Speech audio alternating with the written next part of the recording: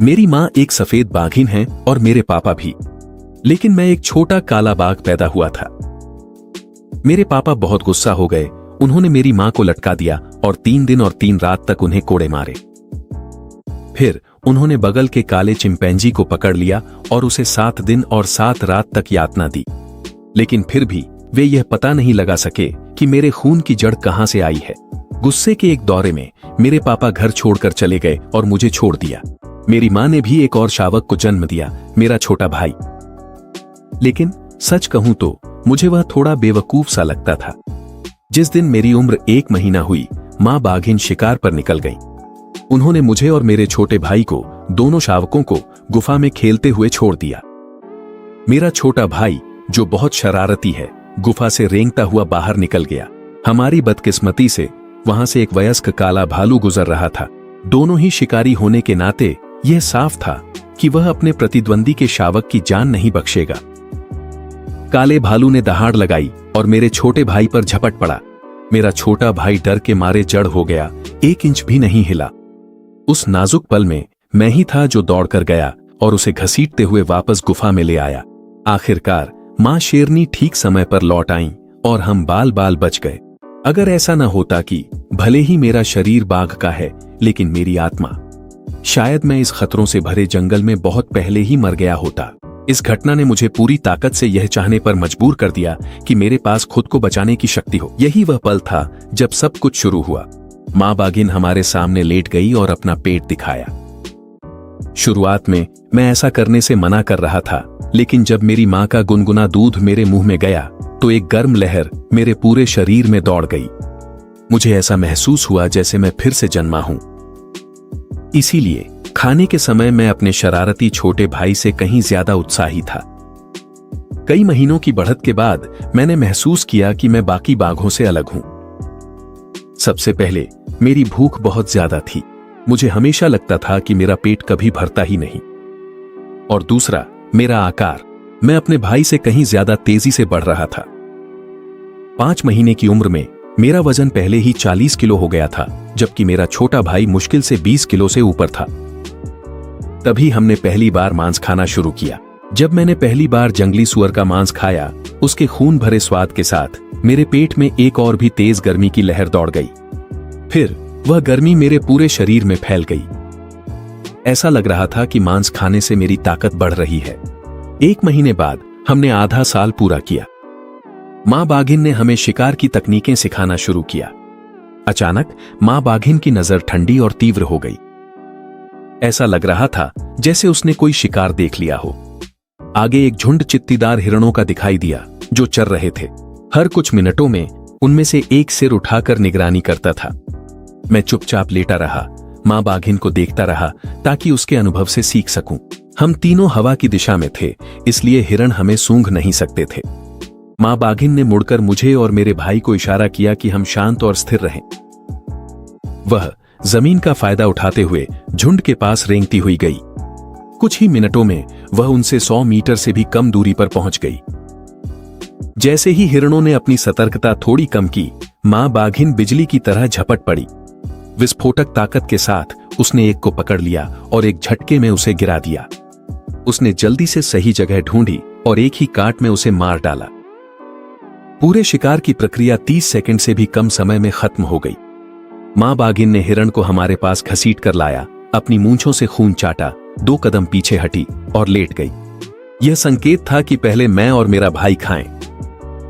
मेरा छोटा भाई, जो खून की गंध का आदी नहीं था, दूध की तलाश में रोने लगा। मां बाघिन ने उसे जोरदार झापड़ मारा और अलग कर दिया। मेरा छोटा भाई रोता हुआ नाराज चेहरा बनाकर दूर चला गया, लेकिन मैं इसके विपरीत पहले ही दावत उड़ाने लगा था। अपना हिस्सा खाने के बाद भी मुझे भूख लगी थी, इसलिए हिम्मत जुटाकर मैं बाकी मांस के पास गया। मां बाघिन ने बस एक गहरी गुर्राहट निकाली और फिर सिर घुमा लिया। इसे अनुमति समझकर मैंने हिरण का पूरा निचला हिस्सा चटकर डाला। उसी समय मेरे पेट से और भी ज्यादा गर्मी की एक लहर उठी। मुझे नहीं पता यह लहर क्या है, लेकिन जब भी यह मेरे शरीर में दौड़ती है, मैं खुद को ऊर्जा से भरा हुआ महसूस करता हूं। अगले कुछ दिनों तक मां बाघिन हमारे साथ गुफा के सामने जमीन पर खेल खेल में लड़ाई करती थी। इस तरह हम अपनी शिकार और रक्षा की क्षमताओं का अभ्यास करते थे। दिन इसी तरह बीतते गए, शांत लेकिन गंभीर।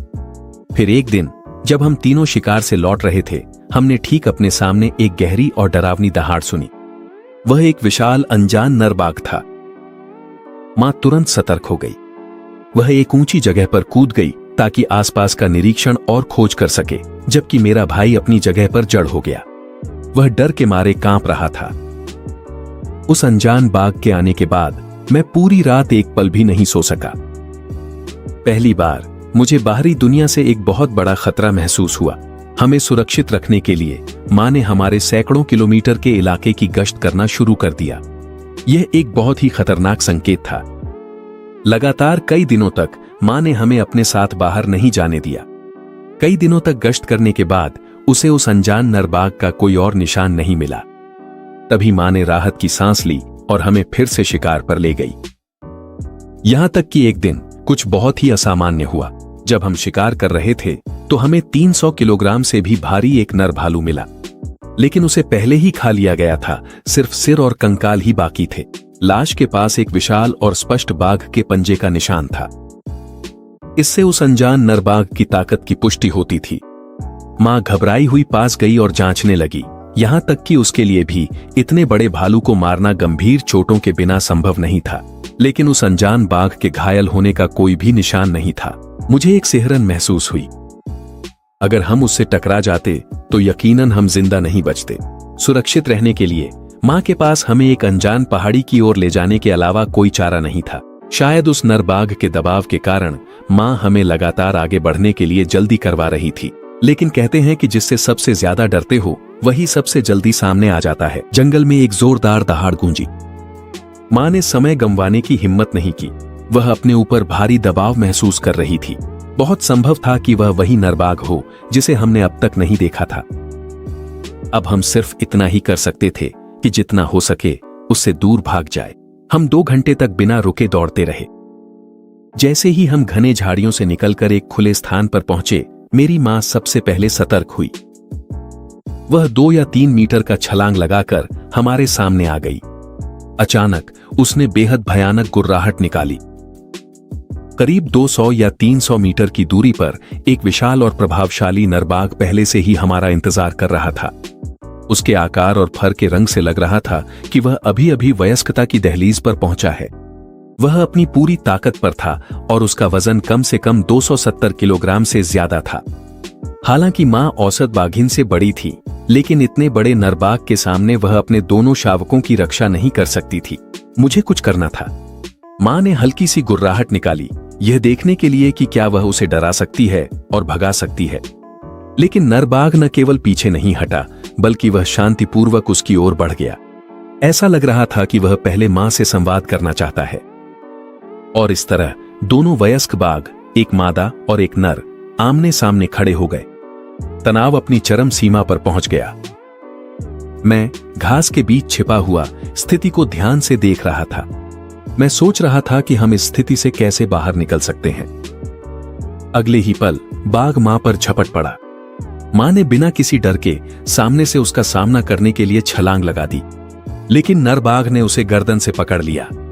उसकी जबरदस्त विस्फोटक ताकत के कारण मां तुरंत अपना संतुलन खो बैठी और जमीन पर गिर गई। अगर वह थोड़ा और हिलती तो बाघ के तेज दांत उसकी गर्दन तोड़ देते। ठीक उसी समय जब मैं अपने भाई के साथ भागने की आखिरी कोशिश करने जा रहा था, अचानक पास के जंगल से गुस्से से भरी एक दहाड़ सुनाई दी। यह एक और नरबाघ की दहाड़ थी, लेकिन उस पल मां के लिए यह आवाज बेहद कीमती लगी। और तेज दौड़ने की आवाज के बाद एक हैरान कर देने वाले आकार का साइबेरियाई बाघ वहां प्रकट हुआ।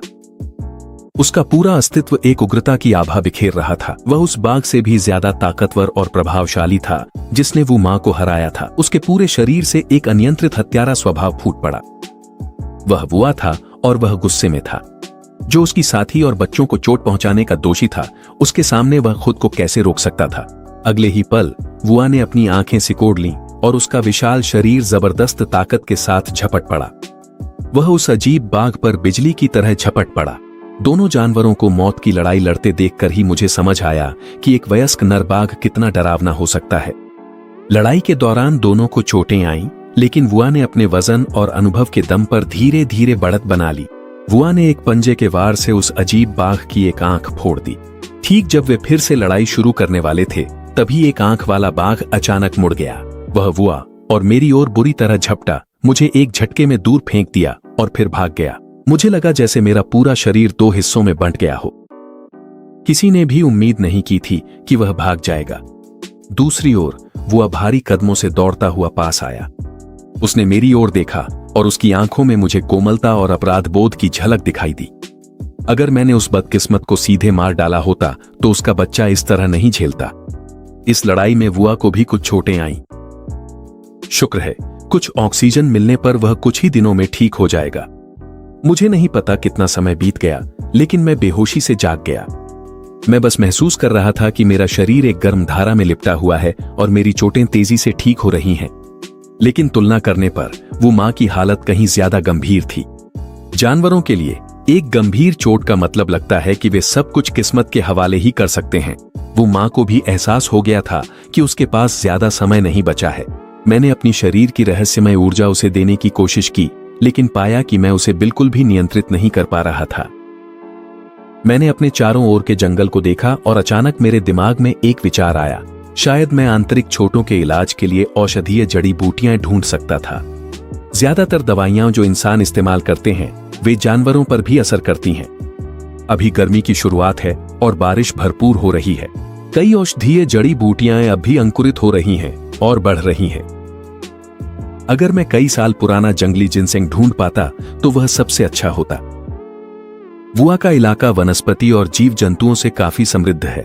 मुझे 2 छोटी जिनसेंग की पौधियां ढूंढने में ज्यादा समय नहीं लगा।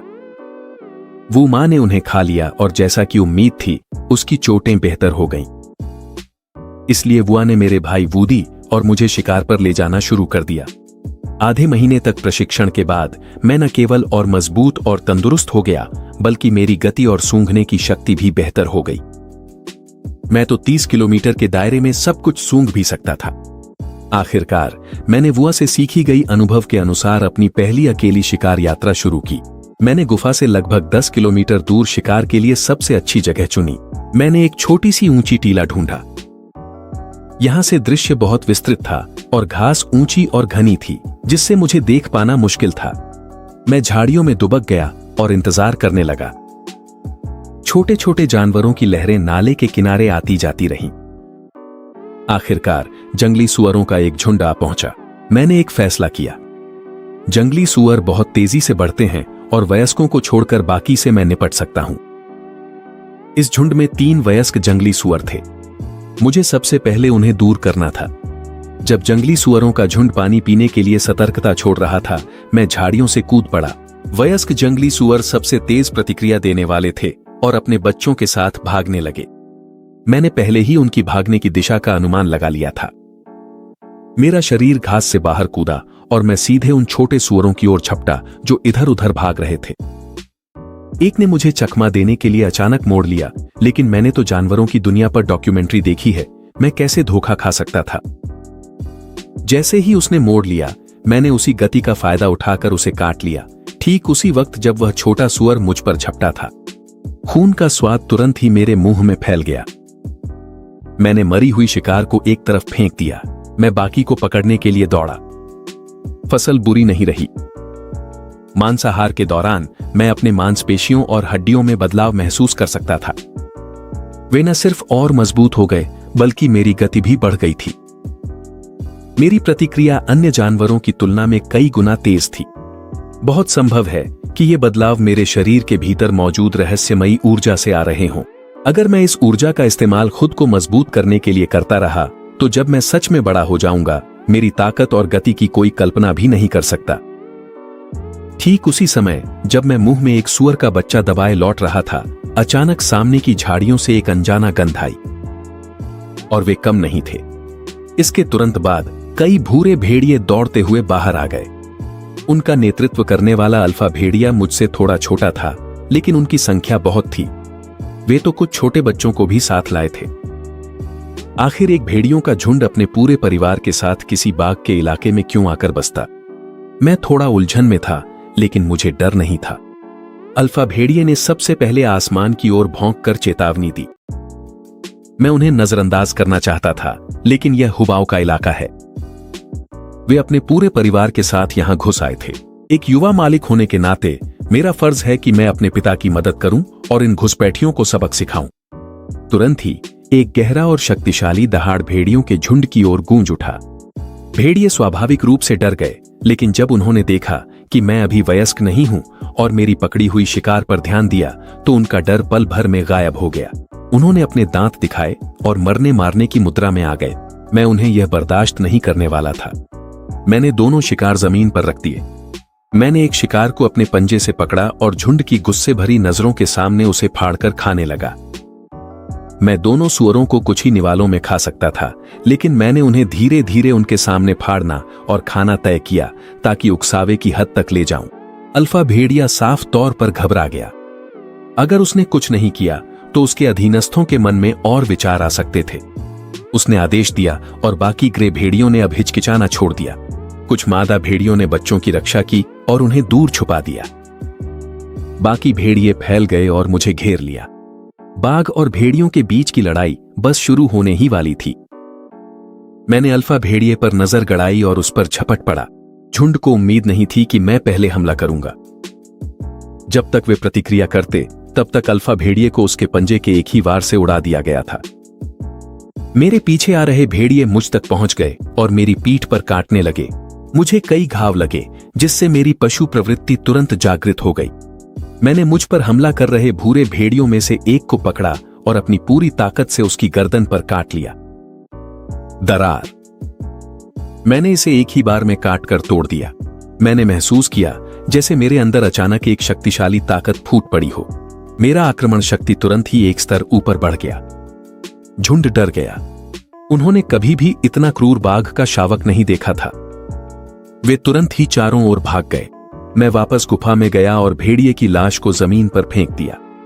मैंने अपने पापा और मम्मी को खुशी खुशी दहाड़कर बताया कि क्या हुआ था। जैसे ही पापा बाघ ने सुना, वह एक छलांग में बाहर निकल गए। क्षेत्र के मालिक होने के नाते वह बर्दाश्त नहीं कर सकते थे कि कोई उनके बेटे से उलझे। जब मैंने अपने पापा को दूर जाते देखा तो मेरे अंदर एक गहरी गर्माहट महसूस हुई। मेरा बाघ भाई इसे समझ नहीं पा रहा था। हम भी तो बाघ हैं। फिर तुम इतने अद्भुत क्यों हो? लगभग 1 घंटे बाद पापा लौट आए। वह अपने साथ कई अल्फा भेड़ियों की लाशें लेकर आए थे। फिलहाल हुबाओं के यहां होने से हमें न तो खाने की कमी है और न ही आश्रय की, लेकिन ये शांतिपूर्ण दिन ज्यादा देर तक नहीं चलेंगे। साइबेरियाई बाघ एक अकेला शिकारी है और साथ ही खाद्य श्रृंखला की चोटी का राजा भी है। यहां तक कि हमारी मां, जिसने हमें पाला है, वह भी जब हम बड़े हो जाएंगे तो हमें छोड़ देगी। उसने बिना झिझक हमें बाहर निकाल दिया। शाम होते ही जब पापा और मम्मी बाघ सो गए, मैं चुपके से गुफा से बाहर निकल गया। अगले ही पल मेरा छोटा भाई भी मेरे पीछे आ गया और थोड़ी दूर चलने के बाद हम घास के एक खुले मैदान में पहुंच गए। अचानक हमें एक अजीब सी चीख सुनाई दी। आगे जाकर एक लिंक्स बर्फीली खरगोश का शिकार कर रहा था। आमतौर पर बाघ के इलाके में ग्रे भेड़ियों जैसे शिकारी नहीं होने चाहिए, लेकिन कुछ ही दिनों में हम कई बार उनसे टकरा चुके हैं। क्या जंगल में कुछ अजीब हो रहा है? शायद अब पापा को याद दिलाने का समय है कि वे अपने इलाके की गश्त करें। गुफा में वापस आकर मैंने पापा को वह बालों का गुच्छा दिखाया जो मैं लाया था। वह तुरंत गुस्से में आ गए। उनकी सारी सुस्ती गायब हो गई और वह बेहद प्रभावशाली लगने लगे। वह बेसब्री से इलाके की गश्त करने निकल पड़े। मैंने कुछ पल सोचा और उन्हें फॉलो करने का फैसला किया। मेरा छोटा भाई, जो पहले से ही थोड़ा थका हुआ था, ने भी कोशिश की और हमारे पीछे आ गया। पापा का इलाका बहुत बड़ा है, इतना बड़ा कि वे उसे 10 दिन या आधे महीने में भी पूरी तरह गश्त नहीं कर पाते। पापा को जंगल में उस शांत और आत्मविश्वासी चाल के साथ चलते देखना मुझे सिखाता है कि असली राजा का रुतबा क्या होता है। पापा सबसे बड़े पेड़ों के तनों पर अपनी पेशाब छिड़कते हैं, जिससे वे अपना इलाका चिन्हित करते हैं और साथ ही घुसपैठियों को चेतावनी देते हैं कि इस जगह का मालिक पहले से है। हम इस तरह इलाके की सीमा पर चलते रहे जब तक शाम नहीं हो गई और पापा भी थोड़ा थक गए। जैसे ही पापा को छांव वाली जगह मिली जहां वे आराम कर सकते थे, आगे से एक जोरदार दहाड़ सुनाई दी। पापा ने गहरी नजरों से आगे की ओर देखा, जैसे उन्होंने कुछ महसूस कर लिया हो। वे खड़े हो गए। अगले ही पल एक मध्यम आकार का तेंदुआ अपने चित्तीदार फर के साथ दिखाई दिया।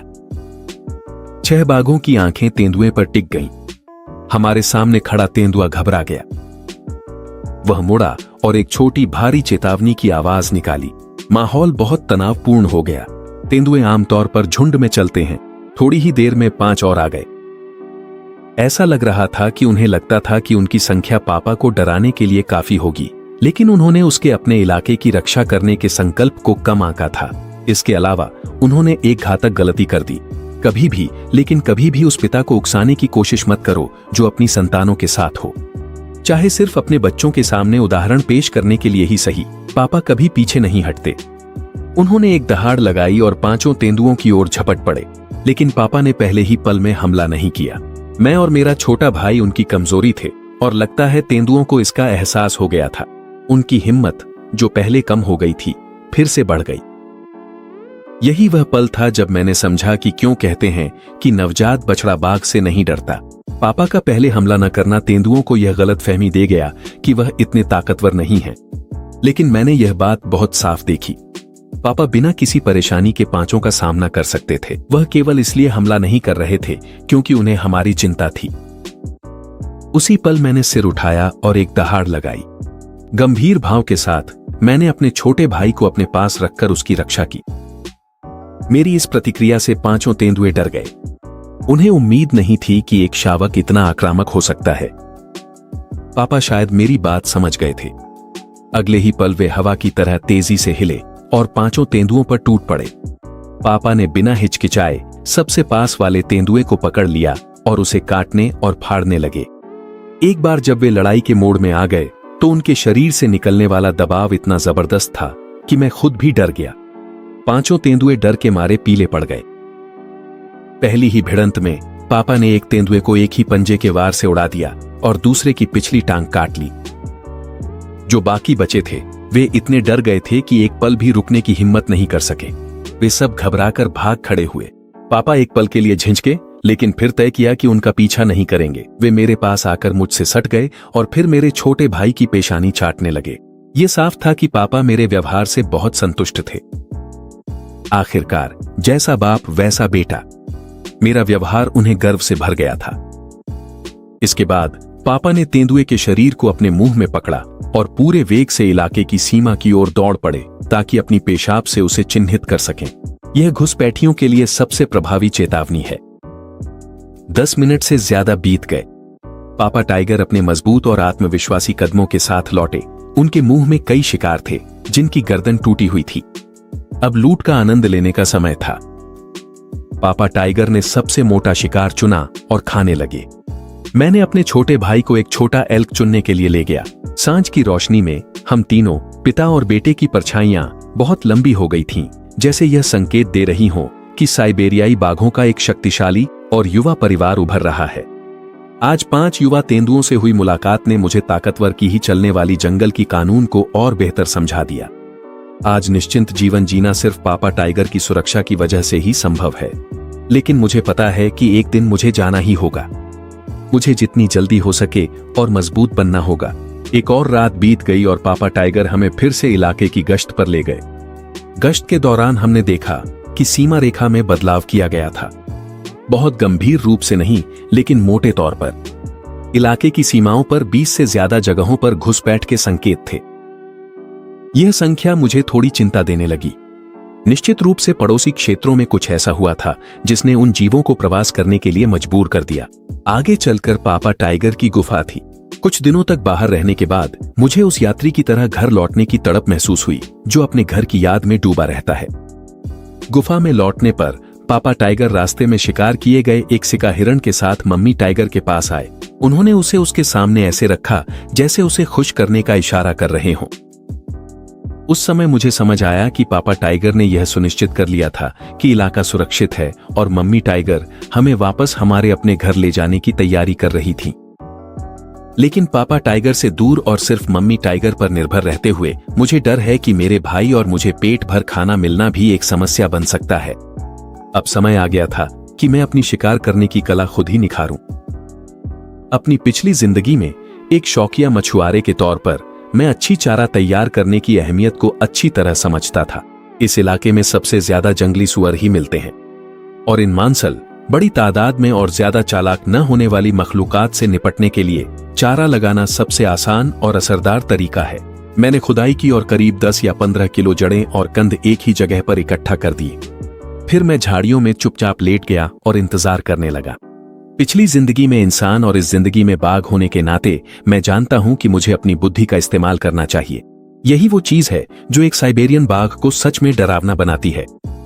कुछ ही देर में जंगली सुअरों का एक झुंड, जिसकी अगुवाई एक नर कर रहा था, सावधानी से चारे के पास आया और बिना किसी झिझक के खाने लगा। उन्होंने शोर मचाते हुए सब कुछ खाना शुरू कर दिया। मैंने उनमें से एक को अपना निशाना बनाया। मैं जल्दी से पास जाने के लिए रेंगता हुआ आगे बढ़ा। जब हमला करने के लिए दूरी सही हो गई तो मैं अपने छिपने की जगह से बिजली की तरह बाहर निकला और वयस्क जंगली सुअर को नजरअंदाज कर दिया। मैंने बिना रुके उस जंगली सुअर का पीछा किया जिसका वजन लगभग 25 या 30 किलो था। जंगली सुअर जानता था कि वह मुझसे बच नहीं सकता।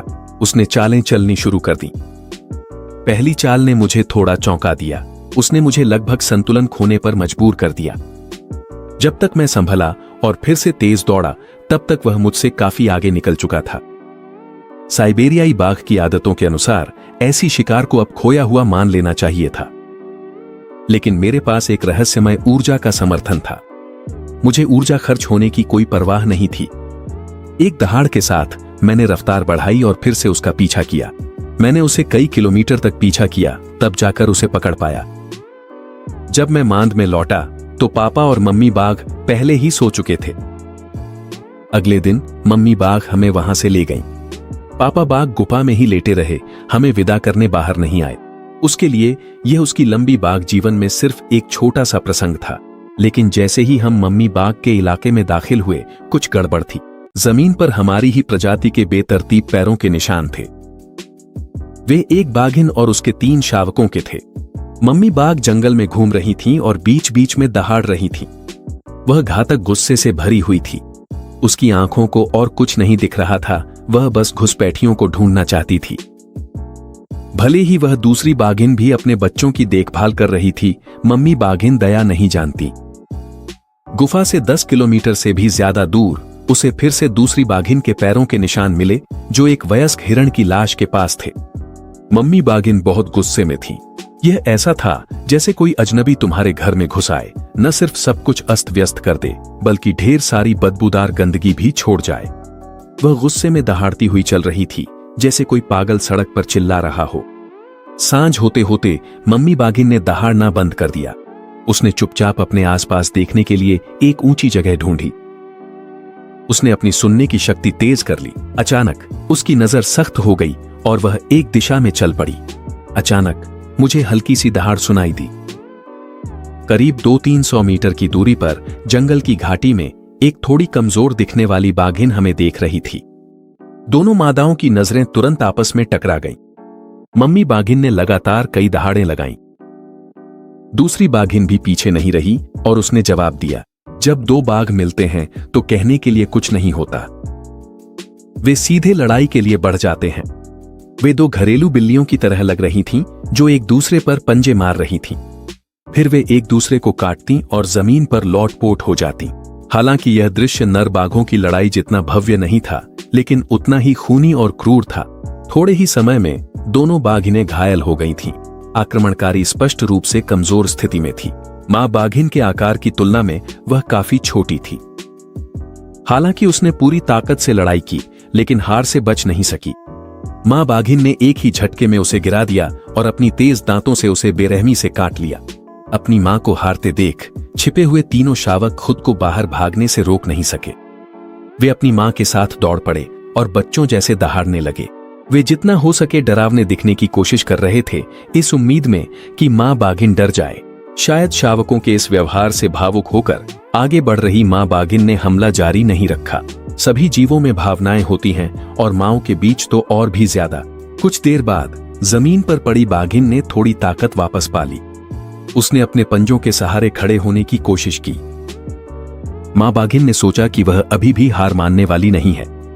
उसकी नजर फिर से तेज हो गई और वह दोबारा हमला करने के लिए तैयार होने लगी। लेकिन घुसपैठिया बाघिन शायद जानती थी कि विरोध करने के क्या परिणाम हो सकते हैं। माँ बाघिन की नजरों के सामने वह जमीन पर लेट गई। माँ बाघिन का भाव थोड़ा शांत हो गया, क्योंकि उसकी प्रतिद्वंद्वी ने अपनी रानी का अभिमान छोड़ दिया था। वह न तो उसे और न ही उसके बच्चों को मार डालेगी, लेकिन उन्हें अपने क्षेत्र से बाहर निकालना तय था। माँ बाघिन तभी शांत हुई जब उसने अपनी आंखों से उन्हें अपने क्षेत्र को छोड़ते हुए देख लिया। आज का दृश्य माँ बाघिन को सतर्क अवस्था में छोड़ गया। उस घुसपैठिया बाघिन से या तो किसी लड़ाई में उसका इलाका छीन लिया गया था, या उसके नर के साथ कुछ हो गया था। उसके लिए 3 शावकों को अकेले पालना बहुत मुश्किल होगा। यहां तक कि अगर माँ बाघिन दयालु भी रही तो भी वे ज्यादा दिन जीवित नहीं रह पाएंगे। अगले कुछ दिनों में अपनी माँ के साथ क्षेत्र की निगरानी करने के अलावा मैं उसके खाने लाने का इंतजार करता रहता था। अगर हम इस सर्दी को पार कर अगले साल तक जीवित रह गए तो मैं खुद को एक असली बाघ मान सकता था। हर रात मैं चुपके से बाहर निकलकर व्यायाम करता था। मैं अपनी पिछली जिंदगी की योजना की नकल करता था, रात और सुबह दौड़ता था और साथ ही पेड़ों पर भी चढ़ता था। मैं अपनी मांसपेशियों और अपने अंगों की विस्फोटक ताकत का अभ्यास करता था। अगर रास्ते में मुझे जंगली जिनसेंग मिल जाता तो मैं उसे बिना झिझक अच्छी तरह चबा लेता था। बिल्कुल, जब मैं अभ्यास करता था तो अक्सर अपने भाई को भी अपने साथ घसीट लाता था। और ठीक उसी समय मम्मी बाघिन के इलाके की सीमा पर एक मजबूत और तगड़ा नरबाघ अकड़ते हुए आ पहुंचा। वह पापा बाघ थे। वह अपने ही इलाके को पार करके हम दोनों भाइयों से मिलने आए थे।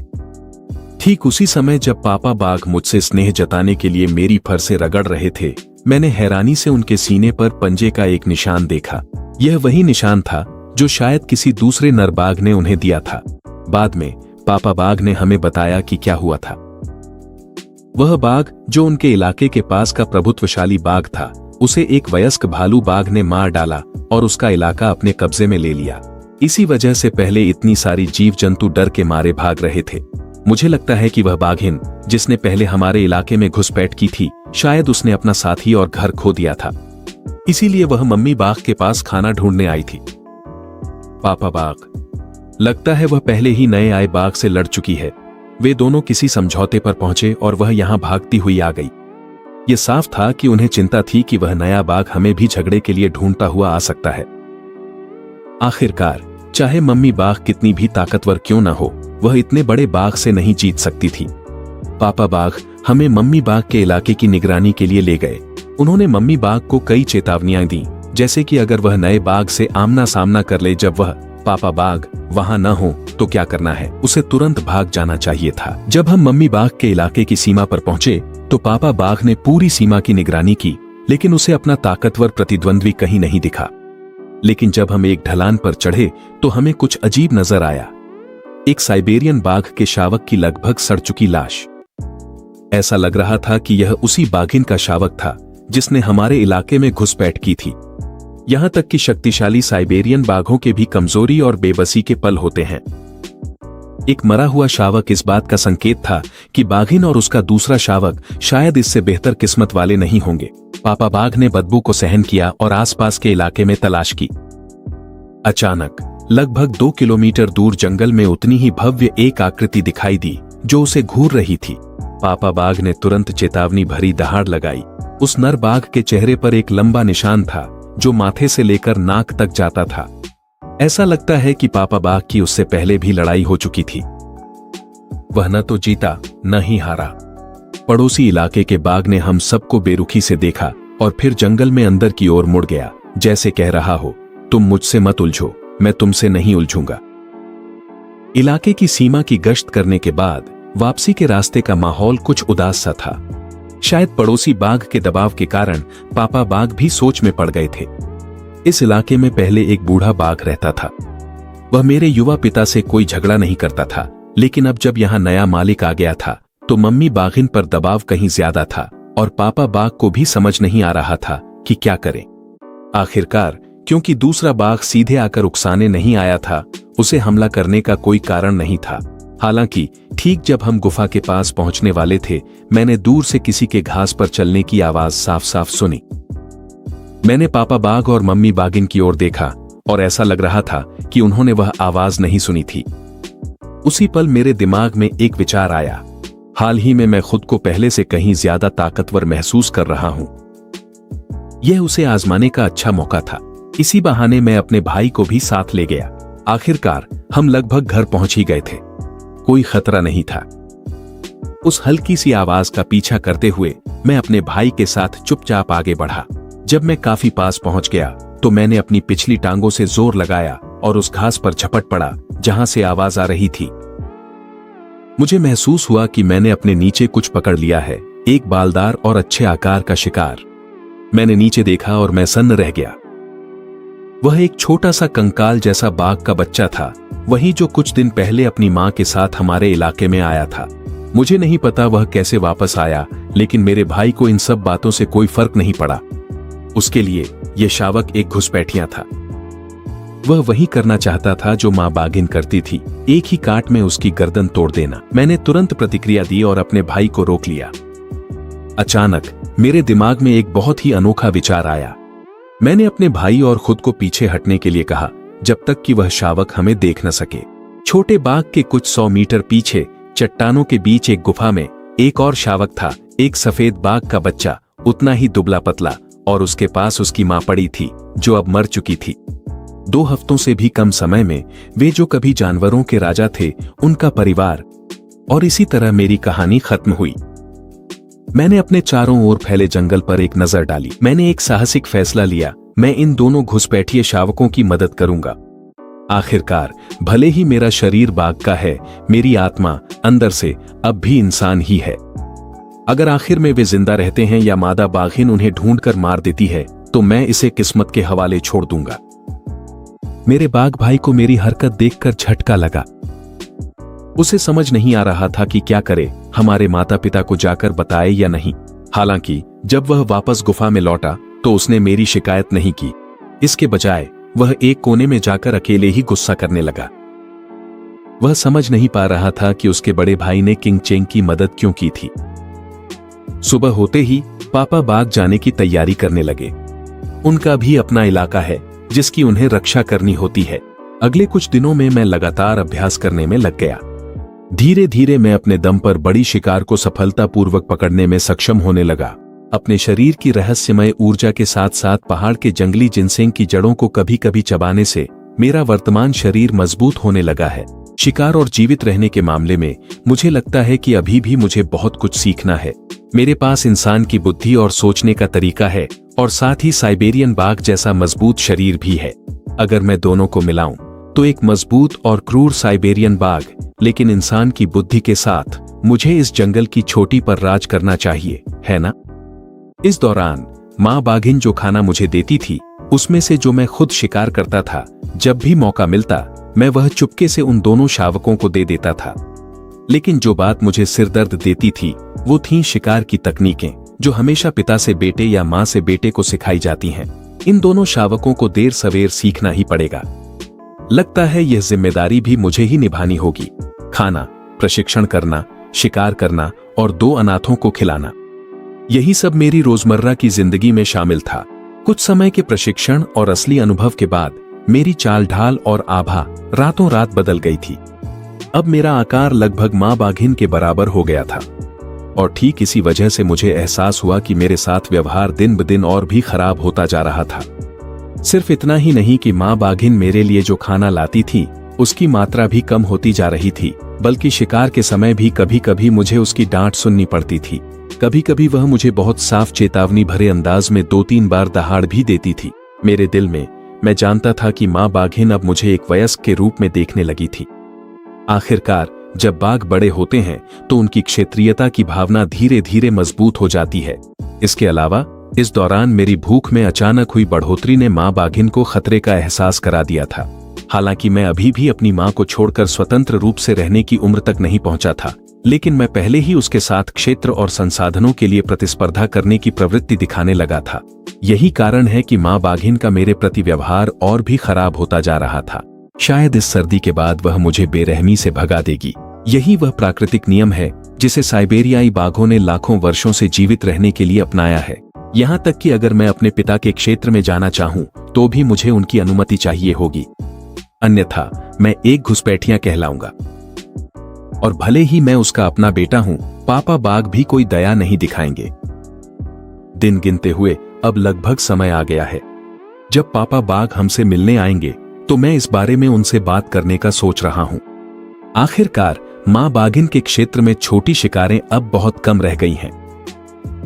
इसलिए जब भी मैं अकेले शिकार करने जाता तो जानबूझकर गुफा से 30 किलोमीटर दूर तक चला जाता था, लेकिन मुझे उम्मीद नहीं थी कि खतरा मेरा पीछा करेगा। ठीक उसी समय जब मैं एक मरे हुए हिरण को घसीटते हुए वापस ला रहा था, रास्ते में छोड़ी गई खून की गंध हवा में फैल गई और एक विशाल काला भालू उसका पीछा करते हुए मेरे पास आ पहुंचा। और सबसे बड़ी बात तो यह थी कि वह वही भालू था जिसे पापा बाघ ने सबक सिखाया था। यह विशाल जानवर ऐसा नहीं है जिससे मैं अभी भिड़ सकूं, लेकिन जिस शिकार को मैंने घंटों मेहनत करके पकड़ा था उसे यूं ही छोड़ देना मेरे लिए आसान नहीं था। देखते ही देखते काले भालू की परछाई मेरे करीब आती जा रही थी। मैं घबरा गया और अपने मुंह में पकड़ी हुई शिकार को छोड़ दिया। मैंने पूरी ताकत से उस दिशा में दहाड़ लगाई जिधर से भालू आ रहा था।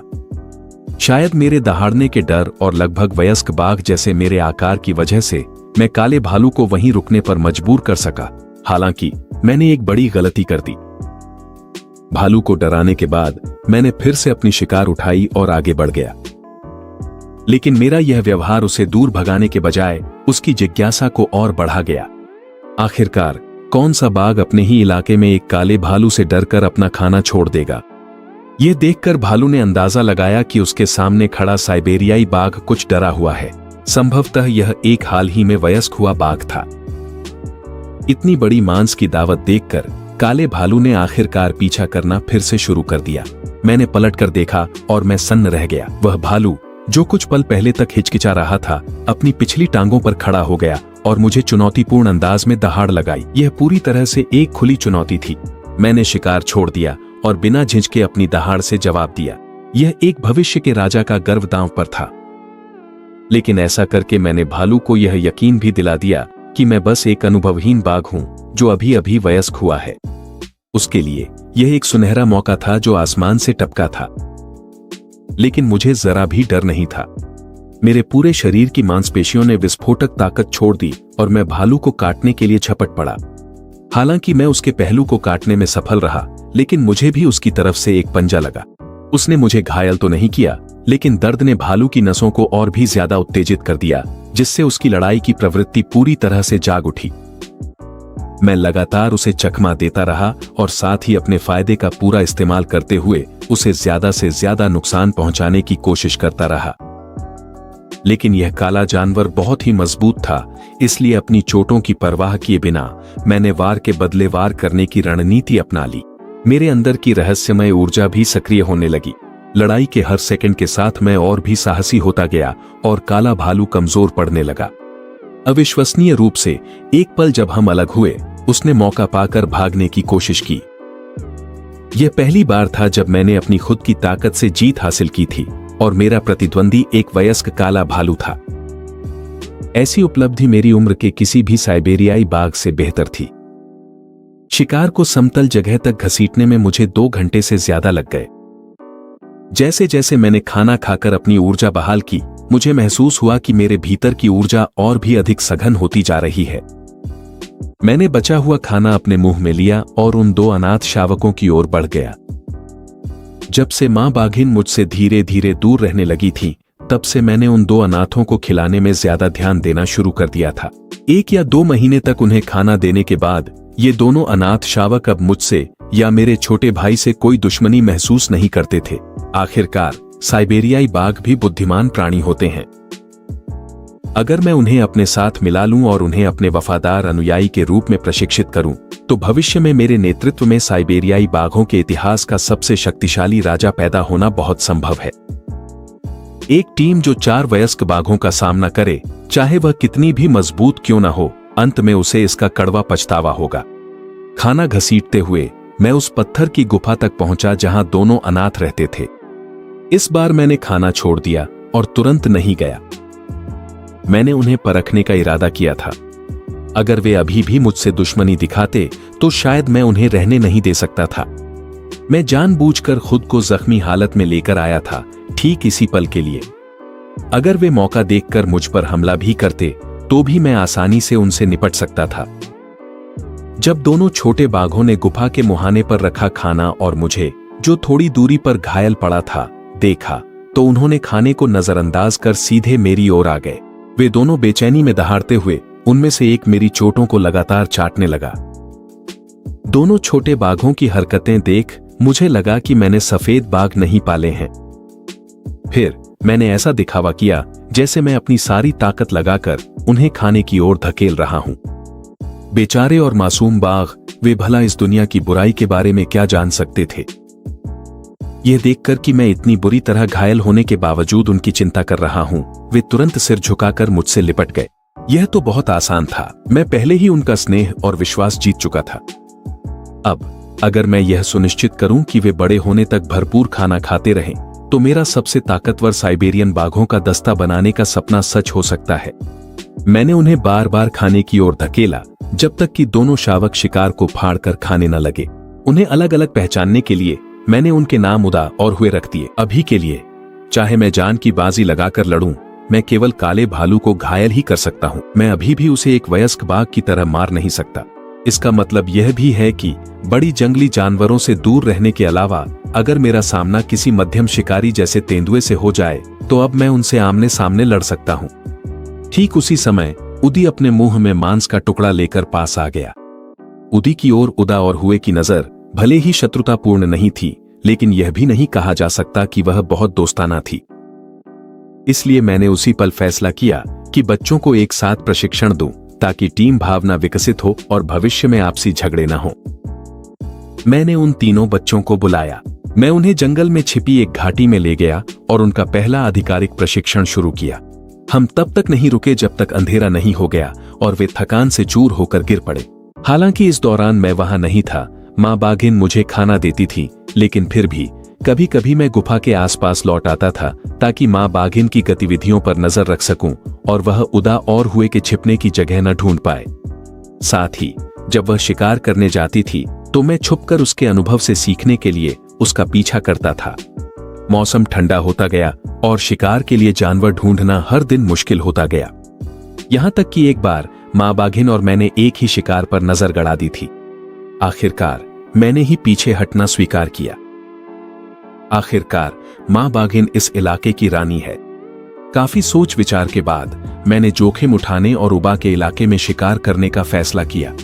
जाने से पहले मैंने उदी को यह जिम्मेदारी दी कि वह किसी भी कीमत पर उदा और हुए की रक्षा करे, क्योंकि साइबेरियाई बाघों के स्वभाव को जानते हुए अगर मां बाघिन को उनकी मौजूदगी का पता चल जाता तो वह उन्हें मारने में एक पल भी नहीं हिचकिचाती।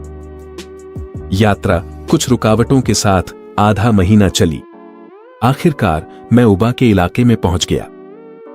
जैसा कि मैंने कल्पना की थी, उबा का इलाका संसाधनों से भरपूर था।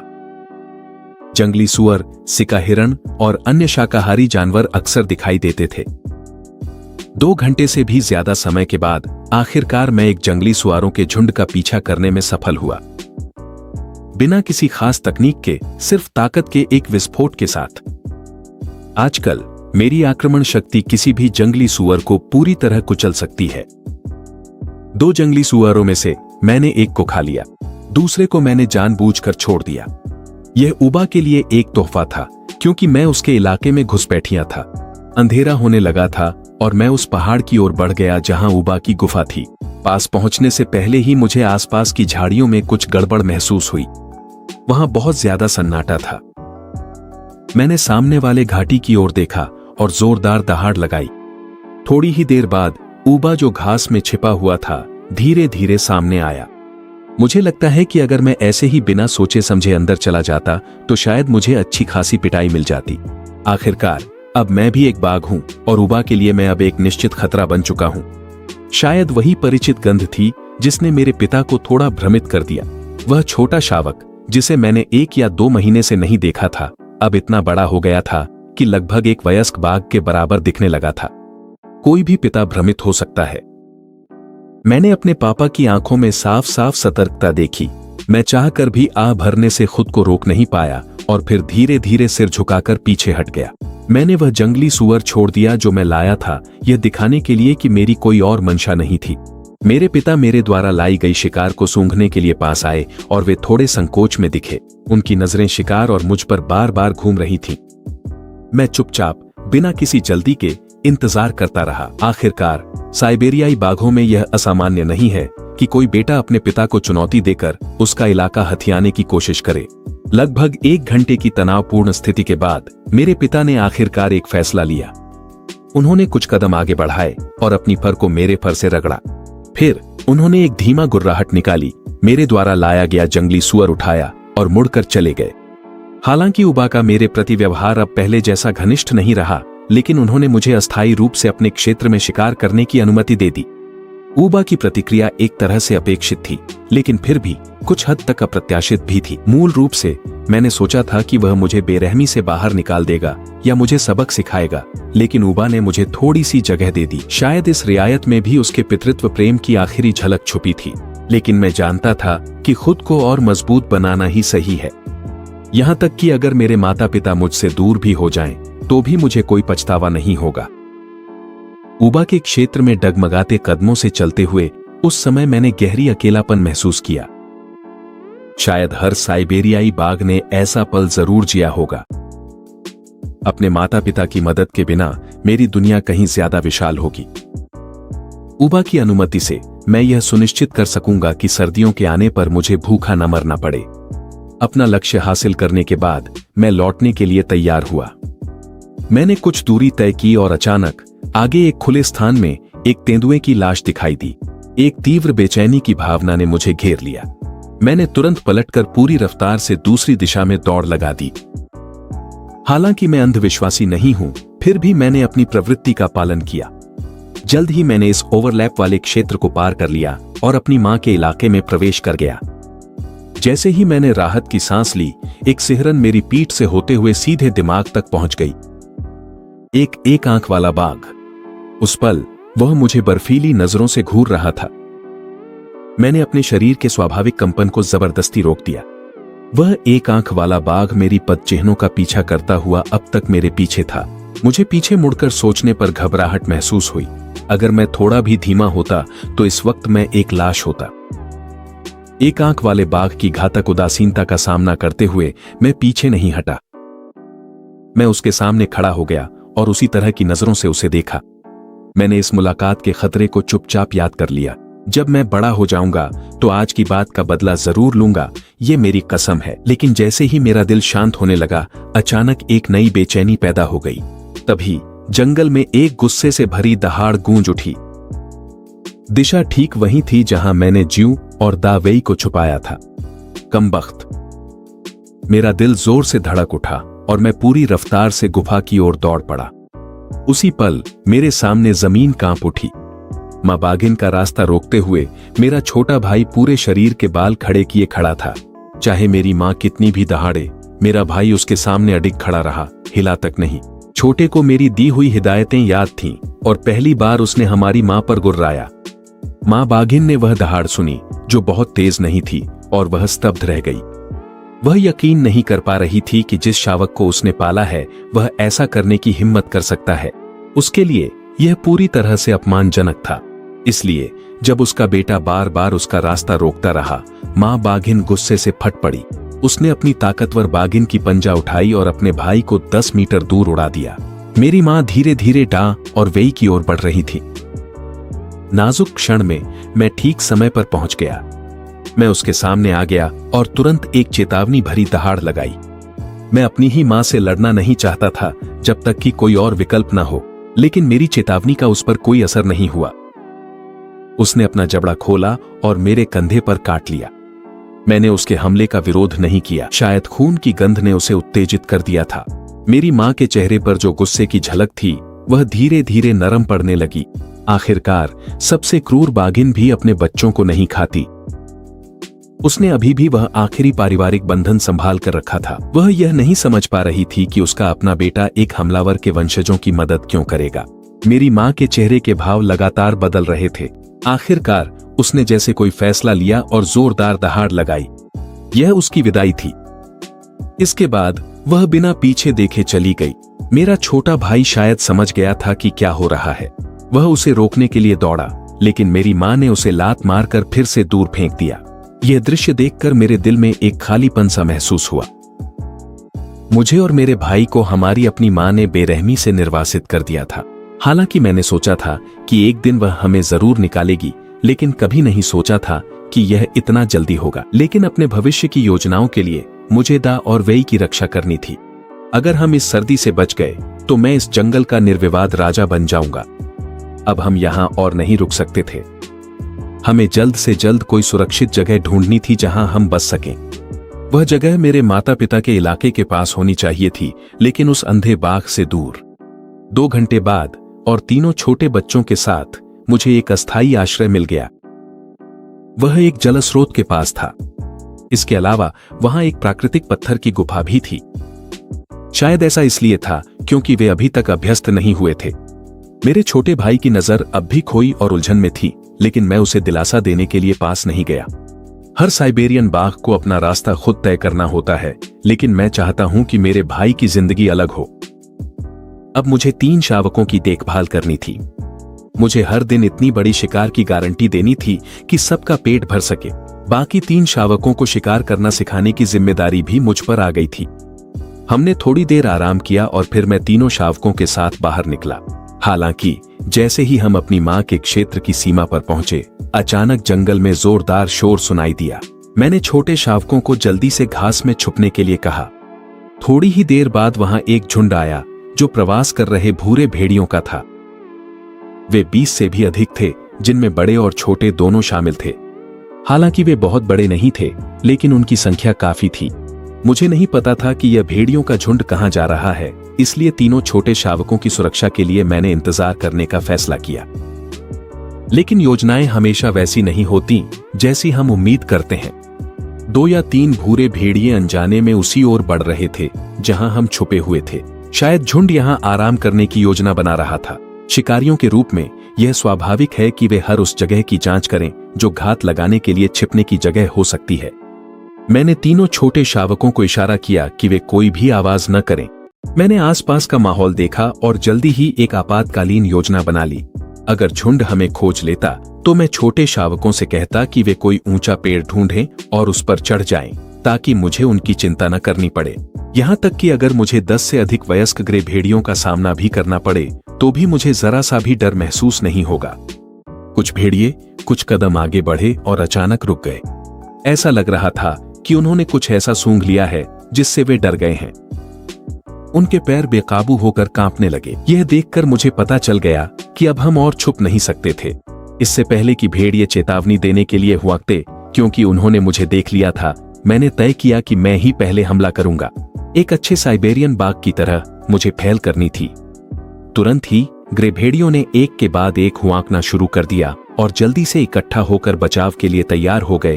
अपनी संख्या का फायदा उठाते हुए लगातार चेतावनी देने लगे। वे मुझे डराना चाहते थे, इसलिए मैंने एक जोरदार और गहरा दहाड़ छोड़ा।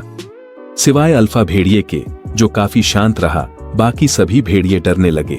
अल्फा ने मुझे अपने दांत दिखाए। पीछे हटने का कोई इरादा नहीं था। अफसोस कि उसे कभी अंदाजा नहीं था कि मैं एक इंसानी आत्मा वाला साइबेरियन बाघ हूं और मैं नियमों के हिसाब से नहीं खेलता। मैं सीधा झुंड की ओर अल्फा पर हमला करने के लिए झपटा और एक ही पंजे के वार से उसे दूर उड़ा दिया। फिर मैं रुक गया। आखिरकार मैं नहीं चाहता था कि ढेर सारे भेड़िए मुझे घेर लें। यह देखकर भेड़ियों का झुंड वहां रुकने की हिम्मत नहीं कर सका। वे अपनी पूंछ टांगों के बीच दबाकर चारों ओर भाग गए। पेड़ पर इंतजार कर रहे तीनों छोटे भी तने से फिसलकर नीचे आ गए। उनके लिए मैं एक वयस्क बाघ से भी ज्यादा बहादुर था। उनकी आंखों में केवल प्रशंसा ही थी। मैंने भेड़ियों के झुंड के जाने की दिशा में नजरें गड़ाए हुए हल्की सी गुर्राहट निकाली। मुझे नहीं पता क्यों, लेकिन मुझे फिर से खतरे का एहसास हुआ। जब से हम इस इलाके में आए हैं, मैंने देखा है कि हर जगह शिकारियों और शिकारों की असामान्य संख्या है। मैंने अपने माता पिता की नकल करते हुए पहल करने का फैसला किया। मैं इस छोटे से इलाके की गश्त करूंगा ताकि मुझसे भोजन और संसाधनों के लिए प्रतिस्पर्धा करने वालों, यानी उन मध्यम और छोटे आकार के शिकारियों को डरा सकूं। मैं वापस गुफा में गया और ऊर्जा वापस पाने के लिए थोड़ी देर आराम किया। जब मैं इस इलाके को देख रहा था जो अभी मेरा नहीं था, तो मैंने महसूस किया कि मेरे भीतर एक बड़ी महत्वाकांक्षा पनप रही है। अब से मैं राजा बनने के लिए अपना रास्ता बनाना शुरू करूंगा। मैंने तीनों शावकों को बुलाया कि वे मेरा पीछा करें और मैंने आधिकारिक तौर पर अपनी गश्त शुरू कर दी। हालांकि मेरी मौजूदगी एक वयस्क बाघ जितनी डरावनी नहीं है, लेकिन आज मैं उन शिकारियों को भगा दूंगा। मुझे अपनी खुद की ताकत दिखानी थी।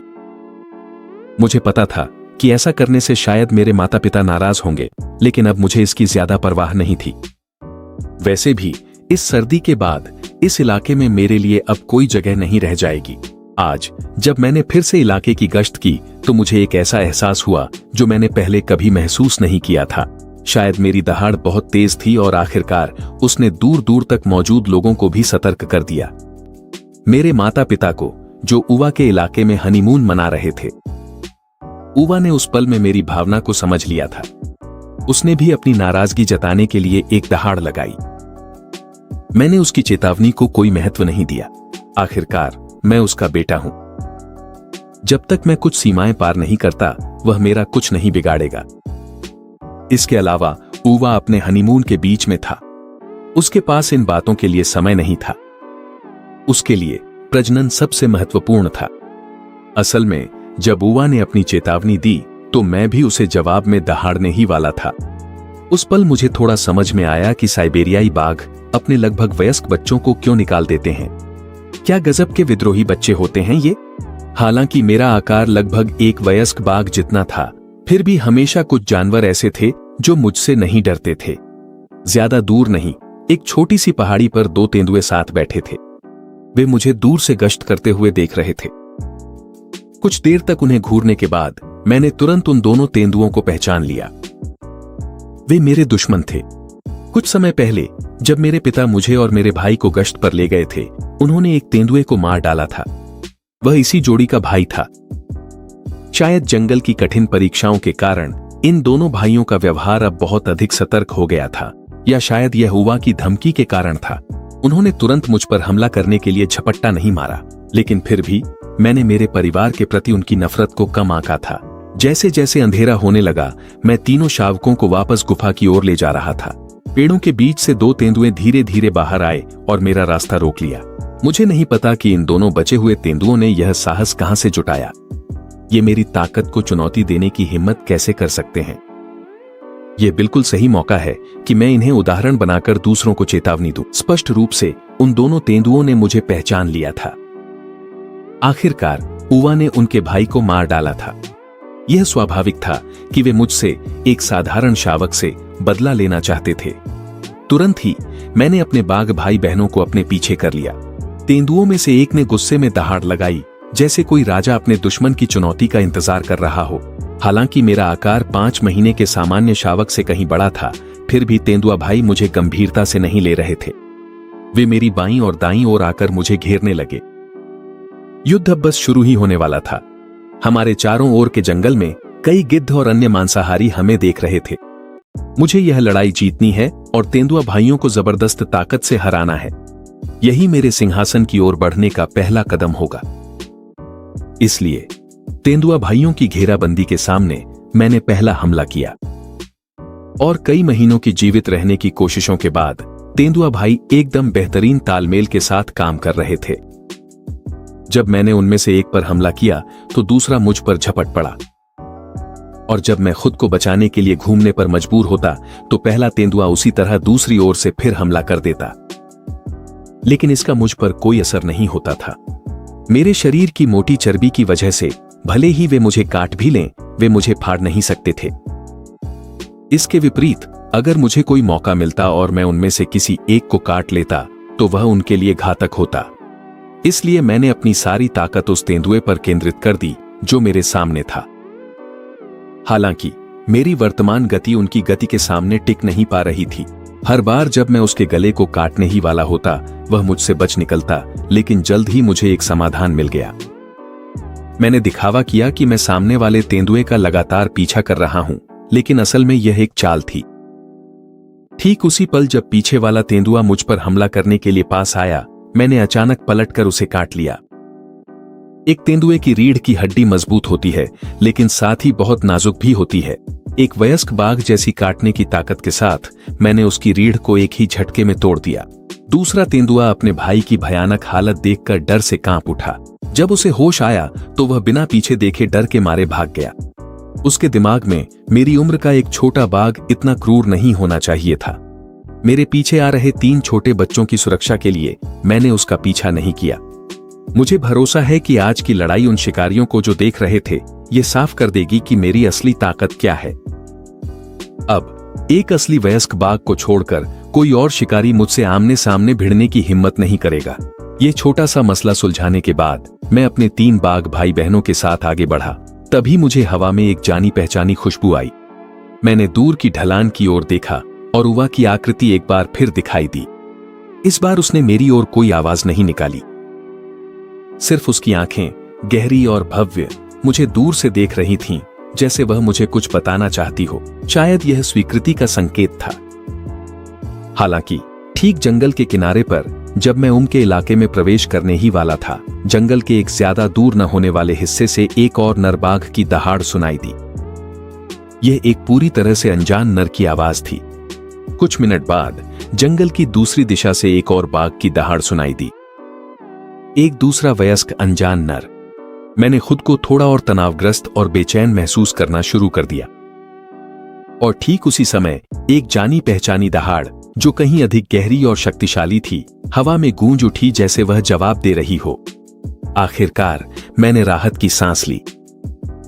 उवा, जो अपनी जवानी के चरम पर एक नर बाघ है, जब पहरेदारी कर रहा हो तो कोई भी बाहरी नर बाघ इतनी आसानी से उसके क्षेत्र में घुसने की हिम्मत नहीं करेगा, जब तक कि किसी लड़ाई में उवा अपने प्रतिद्वंद्वी से हार न जाए।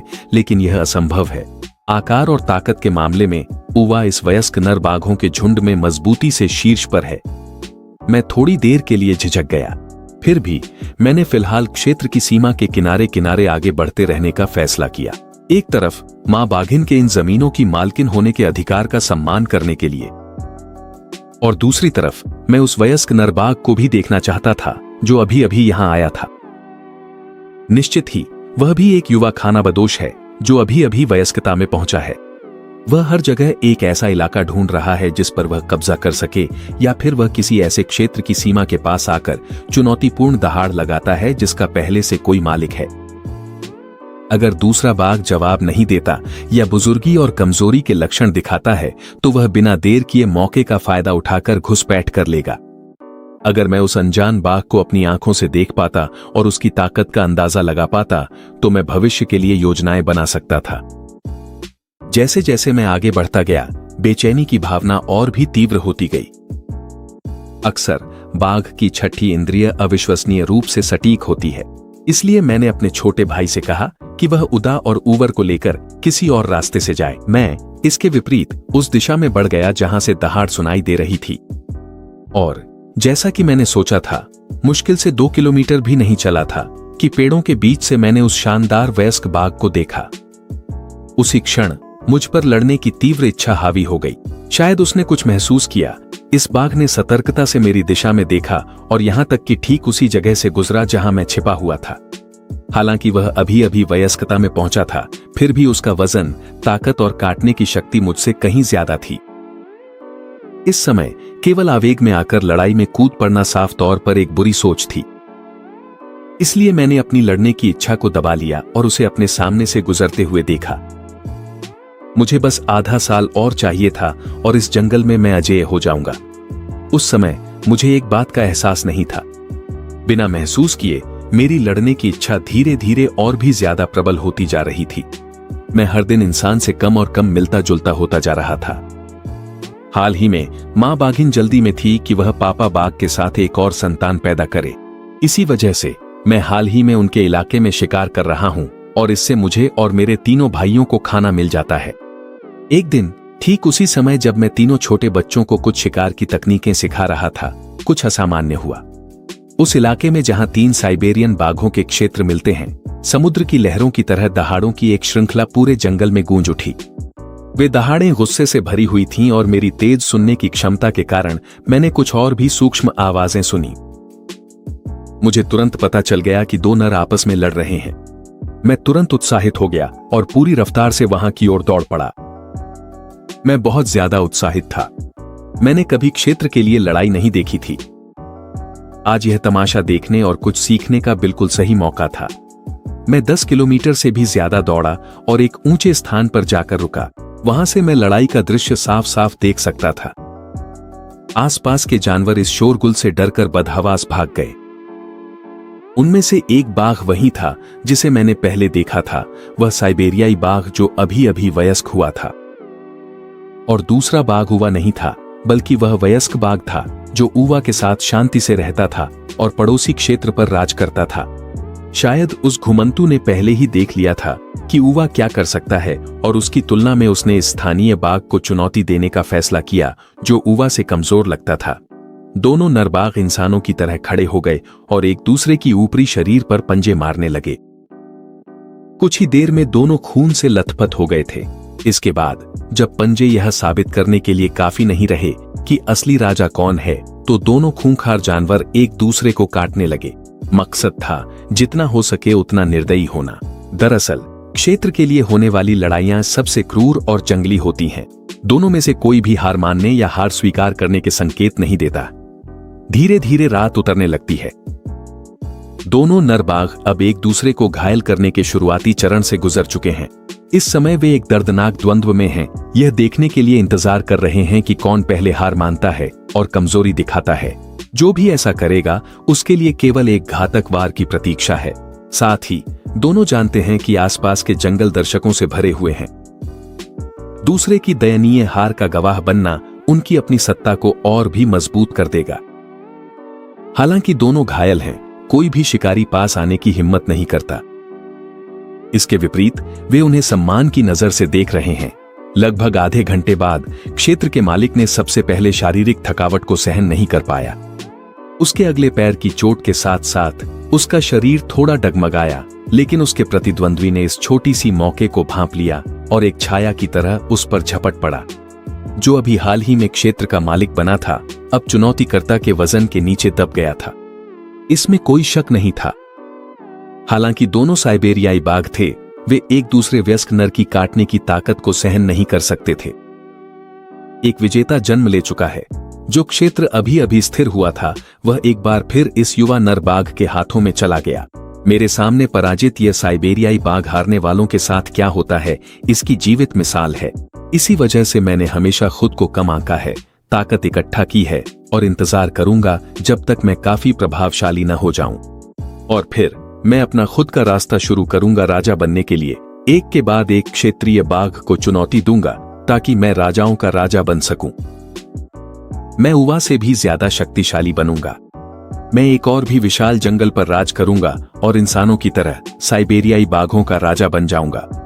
मैं उन्हें एक एक करके अपने अधीन कर लूंगा और फिर उन्हें उनके अपने क्षेत्र सौंप दूंगा ताकि वे मेरे आदेशों का पालन करें। जैसे जैसे मेरे 3 शावक बड़े हो रहे हैं, उनका भूख भी काफी बढ़ रही है। शिकार करने का दबाव मुझ पर लगातार बढ़ता जा रहा है। मुझे जल्द से जल्द अपना खुद का इलाका हासिल करना होगा। सिर्फ तभी मैं हम चारों की जरूरतें पूरी कर पाऊंगा। जब से मैंने अपनी मां का इलाका छोड़ा है, मैं बेहद सतर्क रहा हूं, क्योंकि इस इलाके में ऊवा के अलावा 2 और अनजान नर भी हैं। अगर मेरी उनसे मुलाकात हो गई तो नतीजा बहुत बुरा हो सकता है। और जैसा अक्सर होता है, वही होता है जिसका सबसे ज्यादा डर होता है। मैंने जैसे ही आराम करने के लिए एक अस्थायी जगह ढूंढी थी, तभी मेरी पीठ के पीछे जंगल से एक वयस्क नर बाघ के कदमों की आवाज सुनाई दी। मुझे नहीं पता कि क्या यह वयस्क नर वही है जिसे ऊवा ने एक आंख से अंधा कर दिया था। मुझे हमेशा लगता रहा है कि उस एक आंख वाले बाघ की कुछ और ही मंशा है। मैं तुरंत आवाज की दिशा में देखने के लिए एक ऊंची जगह पर कूद गया। वाकई वह वही एक आंख वाला बाघ था, लेकिन उसका व्यवहार कुछ अजीब सा था। उसके मुंह में एक नर बाघ का सिर था जो अभी तक सड़ना शुरू नहीं हुआ था, और वह जिस दिशा में बढ़ रहा था वह ठीक ऊवा के इलाके और नए मालिक के इलाके की सीमा की ओर थी। मुझे बेचैनी महसूस हुई, यहां तक कि थोड़ी चिंता भी हुई। मुझे डर था कि जो मैंने पहले सोचा था वह धीरे धीरे सच होता जा रहा है। अगर इस नर बाघ का सिर ऊवा के इलाके में दिखाई देता है तो इसके परिणाम अकल्पनीय होंगे। उसी समय मेरे दिमाग में एक भयानक विचार आया। अगर यह एक आंख वाला बाघ जानबूझकर ऐसा कर रहा है ताकि उवा और युवा नर बाघ के बीच टकराव हो जाए तो? भले ही युवा पड़ोसी बाघ अपनी जवानी के कारण उवा को हरा न सके, वह उसे कुछ चोटें तो पहुंचा ही सकता है। और फिर एक आंख वाला बाघ इस मौके का फायदा उठाकर उस पर अचानक हमला कर सकता है। इस निष्कर्ष ने मेरी रीढ़ में सिहरन दौड़ा दी। अपने पिछले जीवन में मैंने कई जानवरों के डॉक्यूमेंट्री देखे थे। मुझे यकीन नहीं हो रहा कि एक साइबेरियन बाघ इतनी चालाकी से योजना बना सकता है कि बाघ आपस में ही एक दूसरे को मार डालें। अपनी शंकाओं की पुष्टि करने के लिए मैंने एक आंख वाले बाघ का चुपचाप और दूर से पीछा किया। मैंने अपनी आंखों से देखा कि वह एक आंख वाला बाघ उवा के इलाके में घुसा और फिर लगभग 10 मिनट बाद वहां से बाहर निकल आया। उस नर बाघ का सिर अब वहां नहीं है। अब बहुत संभव है कि वह सिर उवा के इलाके के किसी जंगल में हो। यह आसानी से कल्पना की जा सकती है कि जैसे ही उवा अपनी गश्त के दौरान उसे देखेगा, दोनों पड़ोसी इलाकों के बाघों के बीच टकराव अनिवार्य रूप से भड़क उठेगा। लेकिन मैं उवा को सीधे यह नहीं बता सकता कि यह सब अंधे बाघ का काम है। मैं चुपचाप हाथ पर हाथ धरे नहीं बैठ सकता, यह देखते हुए कि वह उसके खिलाफ साजिश कर रहा है।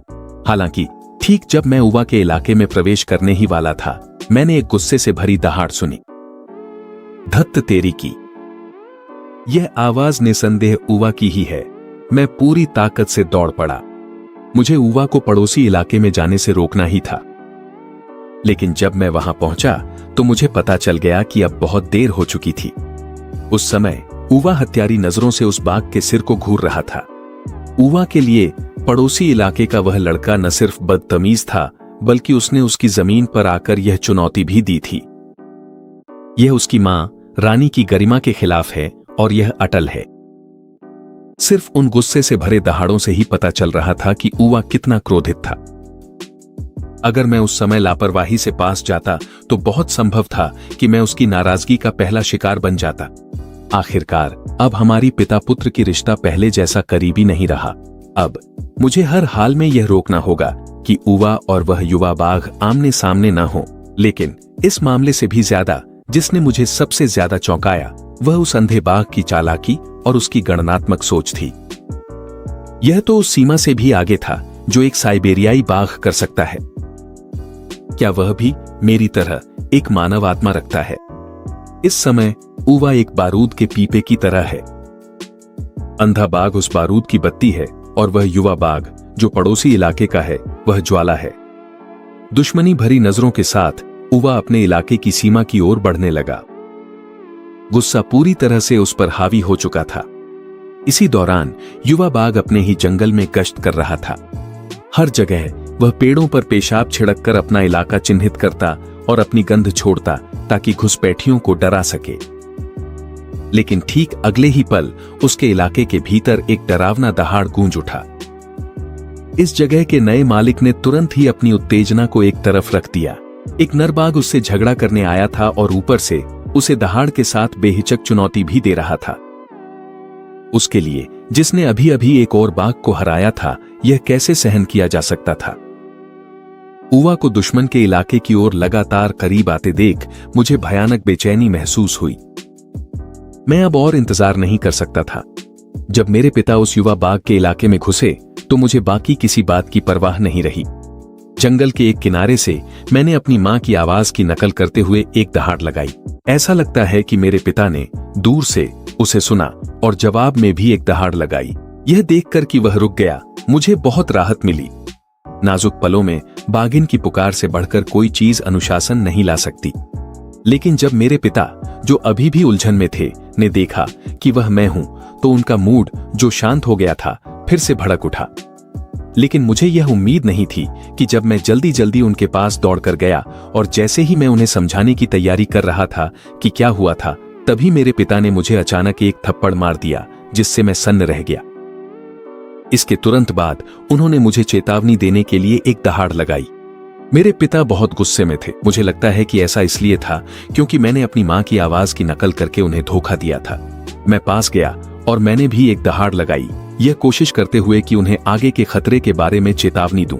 लेकिन जैसे ही मैंने यह कहा, जंगल के दूसरी ओर से वह युवा बाघ प्रकट हुआ। तनाव के कारण माहौल तुरंत जम सा गया। हालांकि पापा बाघ और मैं कुछ दूरी पर थे, यह एक पारिवारिक मामला था। जब युवा बाघ पास आया तो पापा बाघ ने मुझे बचाने के लिए बिना एक पल गंवाए मुझे अपने पीछे कर लिया। दोनों बाघ एक दूसरे को घूरते रहे। उनकी नीली आंखों में एक खतरनाक चमक लगातार तेज होती जा रही थी। मैंने अपने चारों ओर देखा, जंगल का निरीक्षण किया। मेरी प्रवृत्ति कह रही थी कि वह रहस्यमय एक आंख वाला बाघ कहीं किसी कोने में छिपकर देख रहा है। कुछ सेकंड बाद दोनों आकृतियां जैसे आपस में सहमति बना चुकी हों, दौड़ पड़ी। पापा बाघ एक अनुभवी की तरह ठीक उसी पल जब युवा बाघ झूला, अपनी विशाल पंजे से दूरी का सही अंदाजा लगाकर उसे थप्पड़ मार दिया। युवा बाघ को यह वार पूरी तरह से लगा। उसी समय उसकी आंखों में डर और बेचैनी की एक झलक दिखाई दी। उसने अपना सिर झटका जो घूम रहा था, खुद को संभाला और नवीनीकृत लड़ाई के जज्बे के साथ फिर से उसे चुनौती भरी नजरों से देखने लगा। ऐसा लग रहा था कि नतीजा पहली बार जैसा ही होगा। पापा बाघ ने अपनी जबरदस्त बढ़त के साथ उसे फिर से एक और थप्पड़ जड़ दिया। पापा बाघ की युवा बाघ के प्रति उपेक्षा ने उसे जबरदस्त अपमान का एहसास कराया। उसके दोनों हमले दूसरे की एक लापरवाह थप्पड़ से ही रोक दिए गए थे। इसके अलावा उसके चेहरे में आग सी जलन हो रही थी। युवा बाघ अब और सहन नहीं कर सका। वह लगातार खतरनाक और गुस्से से भरी दहाड़े निकालता रहा, जबकि वह इधर उधर टहल रहा था, ज्यादा दूर नहीं। ऐसा लग रहा था कि वह हमला करने के लिए सबसे अच्छा कोण और समय तलाश रहा है। और तभी मैंने एक आंख वाले बाघ की परछाई देखी। 2 किलोमीटर दूर एक चट्टान पर बैठा वह चुपचाप सब कुछ देख रहा था जो हो रहा था। पापा टाइगर और युवा बाघ के बीच मुकाबला देखकर मैं उन्हें रोकना चाहता था, लेकिन मुझे डर था कि कहीं हालात और न बिगड़ जाएं। पापा टाइगर का भी खुद को रोकने का कोई इरादा नहीं था। वह पहले हमला करने का मौका तलाशने लगा। उसका युद्ध का अनुभव बहुत विशाल था, एक नौसिखिए युवा बाघ की तुलना में कहीं ज्यादा। पापा टाइगर ने मौका देखकर खुद को आगे बढ़ाया और युवा बाघ पर झपट पड़ा। उसका शरीर हवा में छलांग लगाते हुए एक काली छाया की तरह था, जिसने पल भर में युवा बाघ को ढक लिया, जब तक कि वह पापा टाइगर के शरीर के नीचे दब नहीं गया, जो उसके शरीर को जोर से काट रहा था। तभी युवा बाघ को पापा टाइगर के असली आतंक का एहसास हुआ। उसकी आंखों में डर इतना गहरा था कि मानो उसे छू भी सकते थे। उसे अपनी हर बात पर पछतावा हुआ। अगर वह आज जिंदा बचकर निकल गया तो शायद अपनी बाकी जिंदगी में कभी भी पापा टाइगर के इलाके में कदम नहीं रखेगा। कुछ पल की तनातनी के बाद पापा टाइगर के दांतों ने युवा बाघ का शरीर छोड़ दिया। फिर वह अपने प्रतिद्वंद्वी के पास गया और एक गूंजदार दहाड़ लगाई। यह सबसे शक्तिशाली चेतावनी थी। पापा टाइगर ने भी हारने वाले को खत्म नहीं किया। ऐसा लगता था कि नर बाघों की लड़ाइयों में यह एक अलिखित समझौता था। एक आंख वाला बाघ कब चला गया पता ही नहीं चला, और मुझे यह भी नहीं पता था कि ठीक उसी समय जब पापा टाइगर और मैं वहां से चले गए, एक आंख वाला बाघ फिर से चुपके से वहां आ गया। उसने अपनी जीभ निकाली और जमीन पर गिरी बाघ की बची हुई खून को चाट लिया। उसने इलाके का निरीक्षण किया और महसूस किया कि जमीन पर फैला सारा खून युवा बाघ का ही था। उसकी आमतौर पर शांत आंखों में एक झलक उत्साह की दिखाई दी। वह नजर तिरस्कार भरी थी। उसने जंगल की जमीन पर पापा टाइगर द्वारा छोड़े गए कुछ बालों को सूंघा। उसकी एकमात्र आंख की नजर और भी ठंडी हो गई। पलक झपकते ही 3 महीने बीत गए। इस दौरान वह युवा बाघ कभी कभी इलाके की सीमा पर आता, जल्दी से अपनी पेशाब से निशान लगाता और फिर भाग जाता। लेकिन उस दिन जब मैं शिकार कर रहा था, मुझे जंगल में कुछ गड़बड़ सी महसूस हुई। पक्का करने के लिए मैंने जानबूझकर उन पेशाब के निशानों को भी ढूंढा जो उस युवा बाघ ने पहले छोड़े थे। कुछ तो ठीक नहीं है।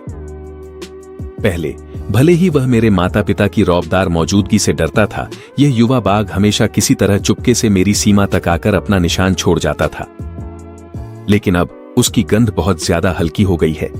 यह तर्कसंगत नहीं है। अगर कोई बाघ अपनी ही पेशाब से अपनी सीमा नहीं चिन्हित करता तो इसकी सिर्फ एक ही वजह हो सकती है। जो विचार अचानक मेरे दिमाग में आया उसने मुझे बुरी तरह डरा दिया, खासकर जब मुझे उस एक आंख वाले बाघ की हरकतें याद आईं।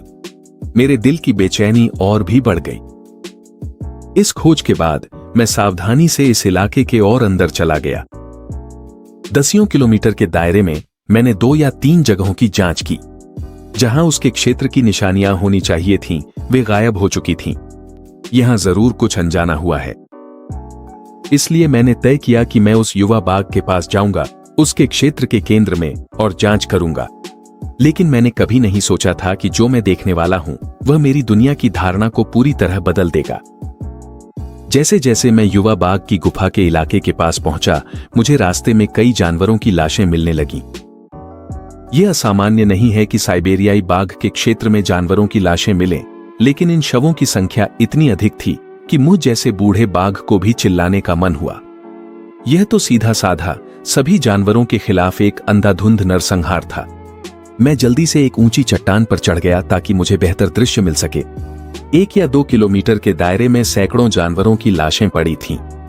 जब मैंने उन्हें करीब से देखा तो मुझे कुछ समझ में आया। इनमें से अधिकांश जानवरों की गर्दन पर काटने के निशान थे, जिससे वे तुरंत मर गए थे।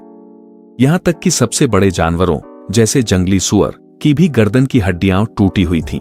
सबसे डरावनी बात यह थी कि इन जानवरों के शरीर अंदर से खाली कर दिए गए थे, सिर्फ उनकी खाल और हड्डियां ही बची थीं। मौसम और लाशों के सड़ने की स्थिति को देखकर लगता है कि इन सभी जानवरों की हत्या पिछले 2 हफ्तों में की गई थी। लेकिन जो बात मुझे सबसे ज्यादा डरावनी लगी वह यह थी कि इतनी बड़ी घटना होने के बावजूद न सिर्फ मैं, जो इलाके की सीमा पर था, बल्कि मेरे माता पिता भी, जिनके पास इतनी अनुभव था, यह नहीं समझ पाए कि कुछ गलत हो रहा है। जांच करते समय मैंने एक भारी दबाव महसूस किया। मेरे चारों ओर का जंगल एक विशालकाय जानवर की तरह था जो इस इलाके को घूर रहा था। वातावरण बहुत ज्यादा शांत था। यहां तक कि जंगल के पक्षी भी यहां उतरने की हिम्मत नहीं कर रहे थे। जबरदस्त मानसिक दबाव सहते हुए मैं धीरे धीरे गुफा के स्थान की ओर बढ़ता गया। 200-300 मीटर के दायरे में पहुंचते ही मुझे फिर से हवा में कुछ अजीब सी गंध महसूस हुई। यह वही जानी पहचानी गंध थी जो युवा बाघ की थी। मेरी ही प्रजाति की कोई अनजानी खुशबू और इतना तीव्र खून की बदबू थी कि वह सब कुछ ढक रही थी। मैंने अपने सामने फैली अंधकार की ओर कदम बढ़ाए। दूर कहीं एक हल्की सी रोशनी दिखाई दी। मैं गुफा के अंदर जो कुछ था उसे साफ साफ देख सका। वह एक डरावनी सुंदरता वाली फूल थी जिससे असहनीय खून की बदबू आ रही थी, और उस फूल की नोक पर एक छोटा सा लाल फल था जिससे बेहद आकर्षक खुशबू आ रही थी। लेकिन जो चीज मुझे सच में दहशत से भर गई वह थी वह जगह जहां इस पौधे की जड़ें थीं। असंख्य लताएं युवा बाघ के मांस और हड्डियों में ढंसी हुई थीं। वे लताएं लगातार मरोड़ खा रही थीं, उसके शरीर से पोषक तत्व निकालकर ऊपर भेज रही थीं। मैं जो कुछ भी देख रहा था वह बहुत ही अजीब था, मेरी समझ से पूरी तरह बाहर। अचानक मैंने फिर से उस मोहक खुशबू को सूंघा और खुद को रोक नहीं पाया।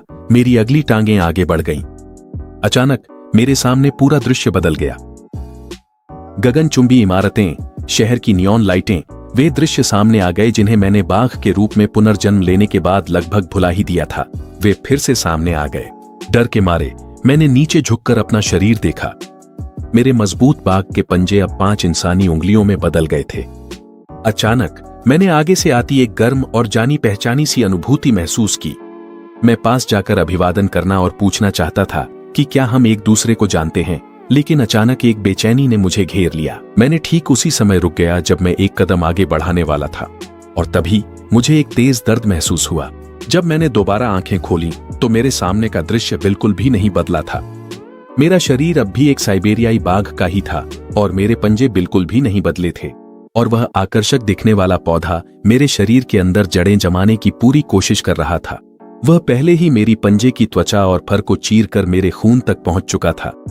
मैंने गुफा के सामने वाले एक कोने की ओर देखा। जो युवक पहले दर्द से धीरे धीरे कराह रहा था, अब वह एक लाश बन चुका था। उसकी हालत दयनीय थी, बिल्कुल वैसे ही जैसे गुफा के बाहर के जानवरों की थी। जब मुझे होश आया तो मैंने स्वाभाविक रूप से अपनी बाघ की पंजे से उस पौधे की डंडी को उखाड़ने की कोशिश की। मुझे उम्मीद नहीं थी कि अपनी पूरी ताकत लगाने के बावजूद मैं उसे तोड़ नहीं पाऊंगा, इसलिए मैंने अपनी दांतों से उस डंडी को काट लिया। अपनी जबड़े की पूरी ताकत लगाकर मैंने मजबूती से दबाया। उल्टी जैसा महसूस होते हुए भी सहन किया। जैसे ही मैंने उस पौधे को चबाया, अचानक मेरे शरीर में गर्मी की एक लहर सी उठी। मुझे सोचने का समय ही नहीं मिला। मैं बस इस अजीब और डरावनी जगह से भाग जाना चाहता था। चूंकि उसकी एक जड़ मेरे पंजे में ढंसी हुई थी, मैं उसे चाहे जितना भी झटकूं हटा नहीं पा रहा था। आखिरकार मैंने अपनी पूरी ताकत से एक जोरदार झटका दिया। मैं गुफा से भागता हुआ बाहर निकला, पूरे पौधे को अपने साथ घसीटते हुए, और जो असहजता महसूस हो रही थी उसे सहन करता रहा। मैं तब तक नहीं रुका जब तक कि मैं गुमा के इलाके में नहीं पहुंच गया। उस मोहक पौधे का एक हिस्सा निगलने की अनुभूति याद करते हुए मैंने उसे फिर से काट लिया। तुरंत ही एक तीव्र खुशबू मेरे मुंह में भर गई। अचानक उस अजीब पौधे की बनावट पत्थर जैसी सख्त हो गई, और ठीक उसी समय मेरे भीतर वह रहस्यमय शक्ति जोरदार तरीके से उभर आई। एक ही पल में वह सख्त हो चुकी पौधा टुकड़ों में बिखर गई और उसके भीतर से बहता मीठा रस मेरे पेट तक पहुंच गया।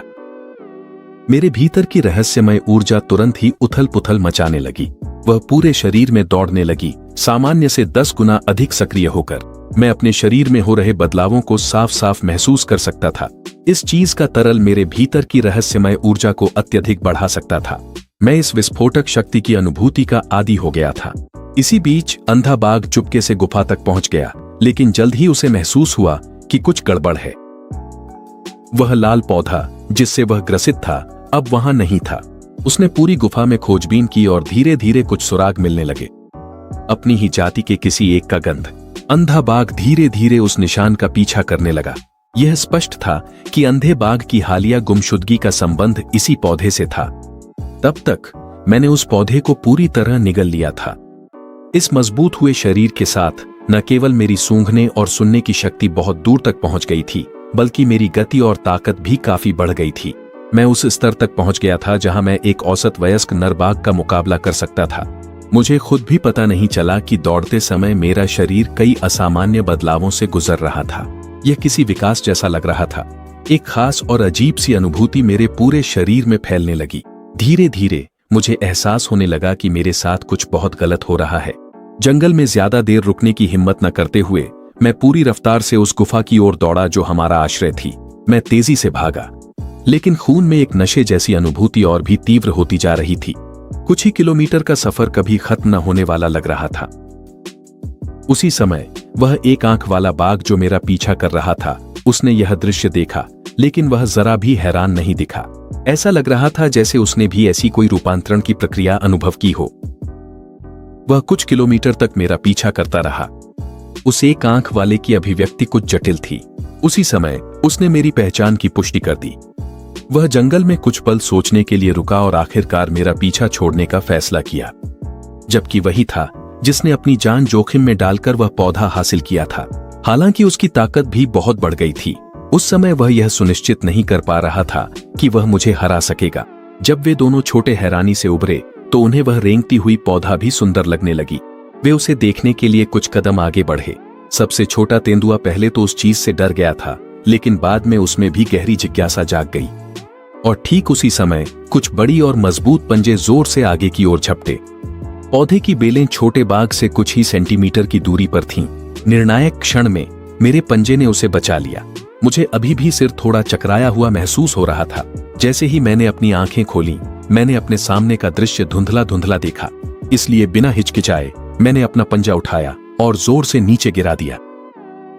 हालांकि धमाका इतना जोरदार था कि मैं खुद भी चौंक गया, और वो भी तब जब मैंने सिर्फ पंजा उठाकर हल्का सा नीचे मारा था और मेरा पंजा जमीन में 10 सेंटीमीटर से भी ज्यादा धंस गया।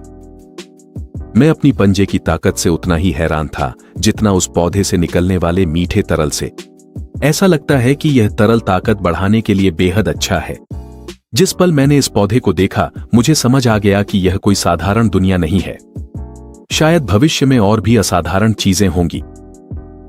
मुझे और मजबूत बनने के लिए हर मौके का फायदा उठाना होगा, और यह पौधा मेरा मौका हो सकता है।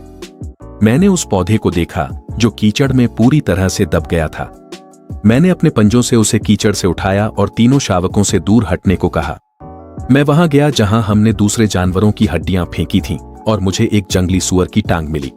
मैंने पौधे को हड्डी पर रखा, लेकिन कुछ नहीं हुआ। पौधा अब भी मरा हुआ होने का नाटक कर रहा था, सूखा दिखने की कोशिश कर रहा था। मैं महसूस कर सकता था कि इस चीज में अब भी जीवन शक्ति है। इसका वर्तमान हाल तो बस एक नाटक था।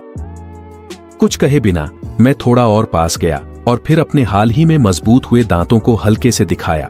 यह पूरी तरह से एक धमकी थी। मेरे वर्तमान आकार और अत्यधिक बढ़ी हुई ताकत के साथ अगर मैं सच में इस पौधे को पहले की तरह चबाने लगूं, तो मुझे डर है कि मेरे दांत इसे टुकड़ों में फाड़ देंगे और मैं इसे निगल जाऊंगा। ठीक उसके बाद एक हल्की सी चटक की आवाज सुनाई दी। पौधा तुरंत नरम हो गया और उसकी बनावट बदल गई। मेरी धमकी के चलते उसकी सारी जड़ें तेजी से जंगली सूअर की टांग की हड्डी में धंस गईं। मैंने उसके हालात को ध्यान से देखा। उसकी बेलें सख्त हड्डी को हैरान कर देने वाली आसानी से भेद रही थीं। अंदर तक जाकर वे पोषक तत्व सोख रही थीं जिनकी उसे जरूरत थी। पिछला दृश्य याद आते ही मैं अनायास ही सतर्क हो गया। कौन जानता है यह चीज और क्या क्या कर सकती है। इसके अलावा क्या इसके पास और भी कोई चालें होंगी? अगर ऐसी कोई चीज इस जंगल में आ जाए तो यहां रहने वाले सभी जानवरों के लिए यह पूरी तरह से तबाही बन जाएगी। तीनों छोटे बच्चों को समझ नहीं आ रहा था कि अभी कुछ देर पहले उनका भाई जमीन पर क्यों पड़ा था। उसके शरीर से अजीब अजीब आवाजें आ रही थीं और उसके मुंह से भी कुछ अजीब चीजें निकल रही थीं। और फिर अचानक वह जाग गया और उसने वे बेहद अजीब हरकतें की। वे तीनों दौड़कर अपने भाई के चारों ओर आ गए और उस अजीब दृश्य को देखने लगे। मैंने उन तीनों जिज्ञासु बच्चों को अलग किया और पौधे में हो रहे बदलावों को देखने लगा।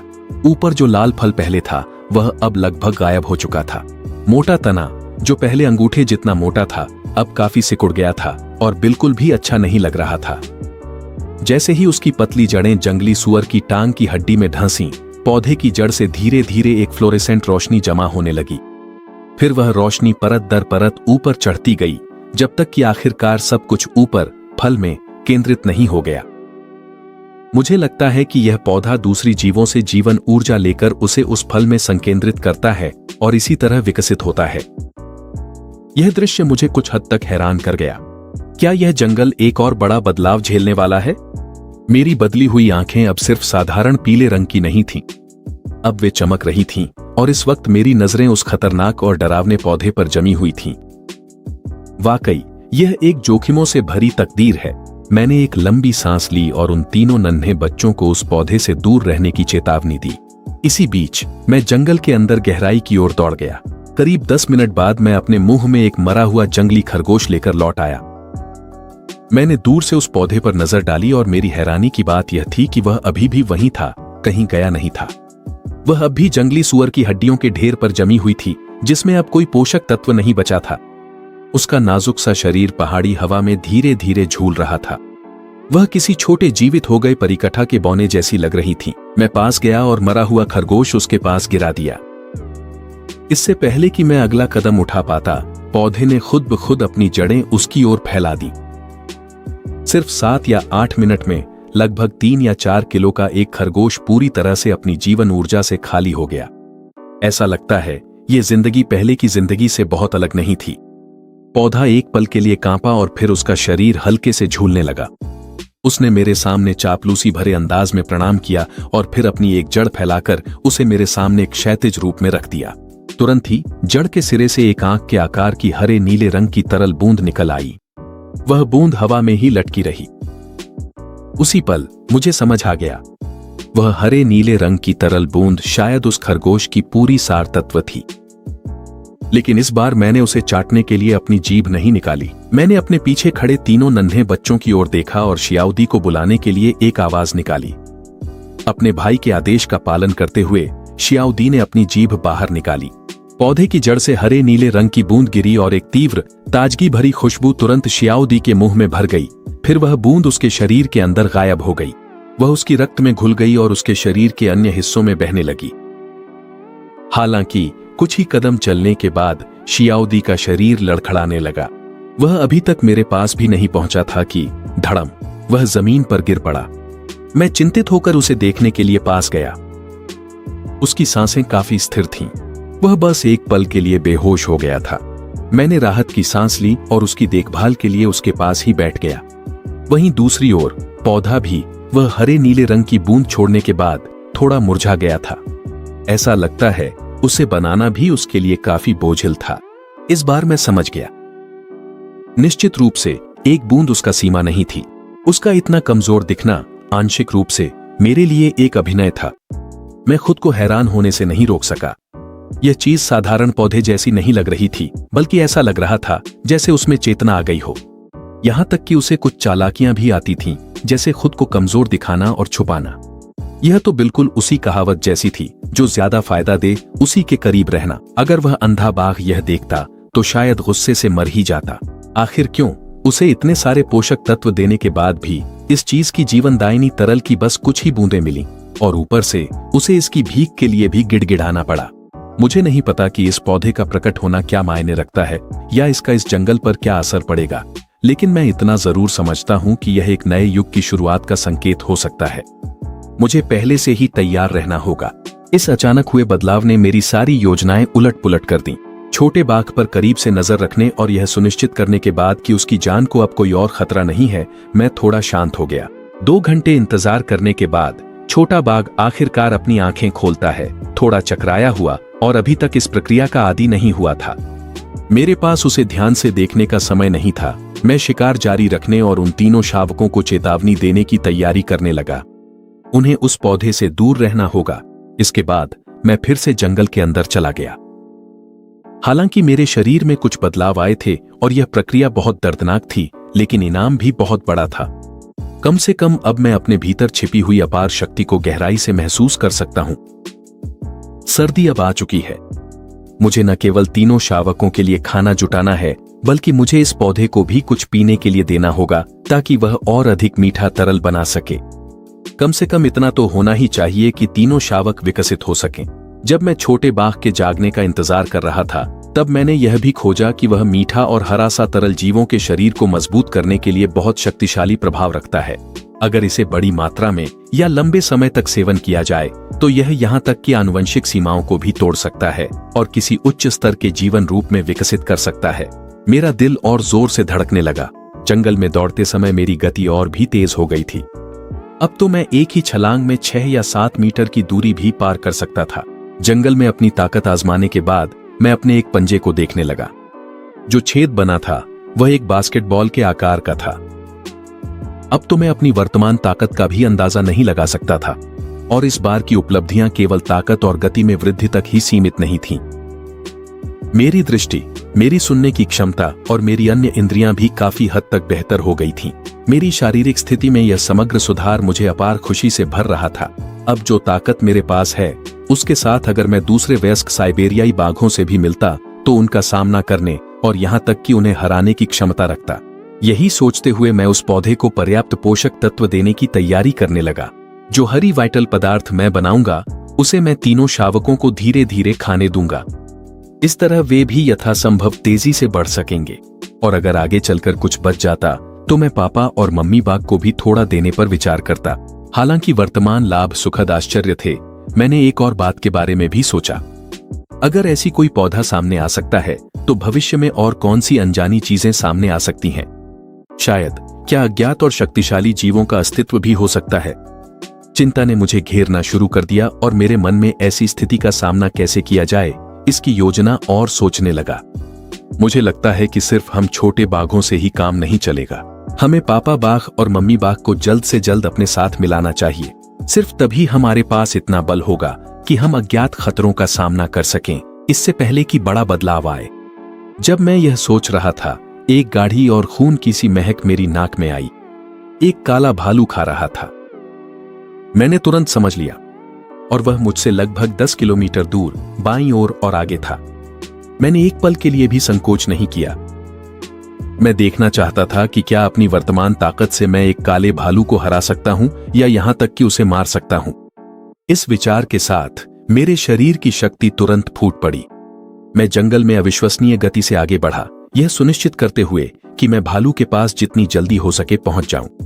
10 किलोमीटर से ज्यादा की दूरी न तो बहुत ज्यादा थी और न ही बहुत कम। मैं पूरी रफ्तार से दौड़ा, अपनी ताकत को नियंत्रित करते हुए। मुझे वहां पहुंचने में 10 मिनट से थोड़ा ज्यादा समय लगा। काला भालू अपनी पंजों से एक जंगली सुअर की लाश को नोच नोच कर खा रहा था, जिससे अभी भी धुआं उठ रहा था। अचानक उसने सिर उठाया और मुझे देखकर एक पल के लिए सन्न रह गया। फिर उसने गुस्से और खतरे से भरी दहाड़ लगाई। उसकी आवाज जंगल में गूंज उठी। काला भालू अब पागलों की तरह मेरी ओर दौड़ रहा था। उसका शरीर हर कदम पर कांप रहा था। मैं नहीं डरा, हालांकि वह भालू मुझसे थोड़ा बड़ा था। जब वह मेरी ओर दौड़ रहा था, मैंने भी उसे चुनौतीपूर्ण दहाड़ के साथ जवाब दिया। उसका विशाल और काला पंजा गुस्से में मेरी ओर झपट पड़ा। मेरी नजरें उसी पर टिकी थीं। मैंने उसकी पंजे की चाल को पूरी तरह साफ देखा और उसके हमले का पहले ही अंदाजा लगा लिया। मैंने अपना सिर थोड़ा झुकाया और अपनी बाईं पंजे से पूरी ताकत के साथ हमला किया, सीधा भालू के मोटे पेट को निशाना बनाते हुए। मैंने अपने शरीर की गति का फायदा उठाया और घूमकर उसके पेट पर एक जोरदार पंजा मारा। मेरे पंजों ने उसके पेट में गहरी चोट कर दी, जिससे सफेद चर्बी बाहर दिखने लगी। थोड़े से खून और एक पतली ऊतक की परत के पार उसके अंग साफ साफ दिखाई दे रहे थे। भालू ने दर्द से एक कराह निकाली और उसी समय उसकी आंखों में जो गुस्सा था वह डर में बदल गया। हालांकि उसमें अभी भी लड़ने की इच्छा पूरी तरह खत्म नहीं हुई थी, लेकिन उसके सामने खड़ा यह बाघ बहुत ही घातक था। मैंने एक ही वार में उसकी सारी रक्षा तोड़ दी थी। भालू डर गया था। उसे पता था कि अगर वह रुका तो मर जाएगा। भयानक दर्द सहते हुए वह मुड़ा और दूर एक गुफा की ओर भागने लगा।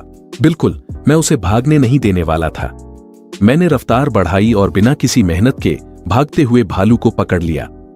बिना कोई अतिरिक्त हरकत किए मैं कूदकर भालू की पीठ पर जा गिरा। मैंने अपनी पूरी ताकत से उसे दबोच लिया, जबकि वह मेरी गर्दन को पंजों से नोचने की कोशिश कर रहा था।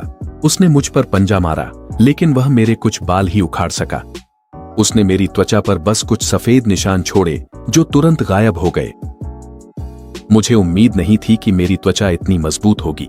मेरी सारी चिंता गायब हो गई। अब मैं सचमुच खुद पर पूरी तरह से भरोसा कर रहा था।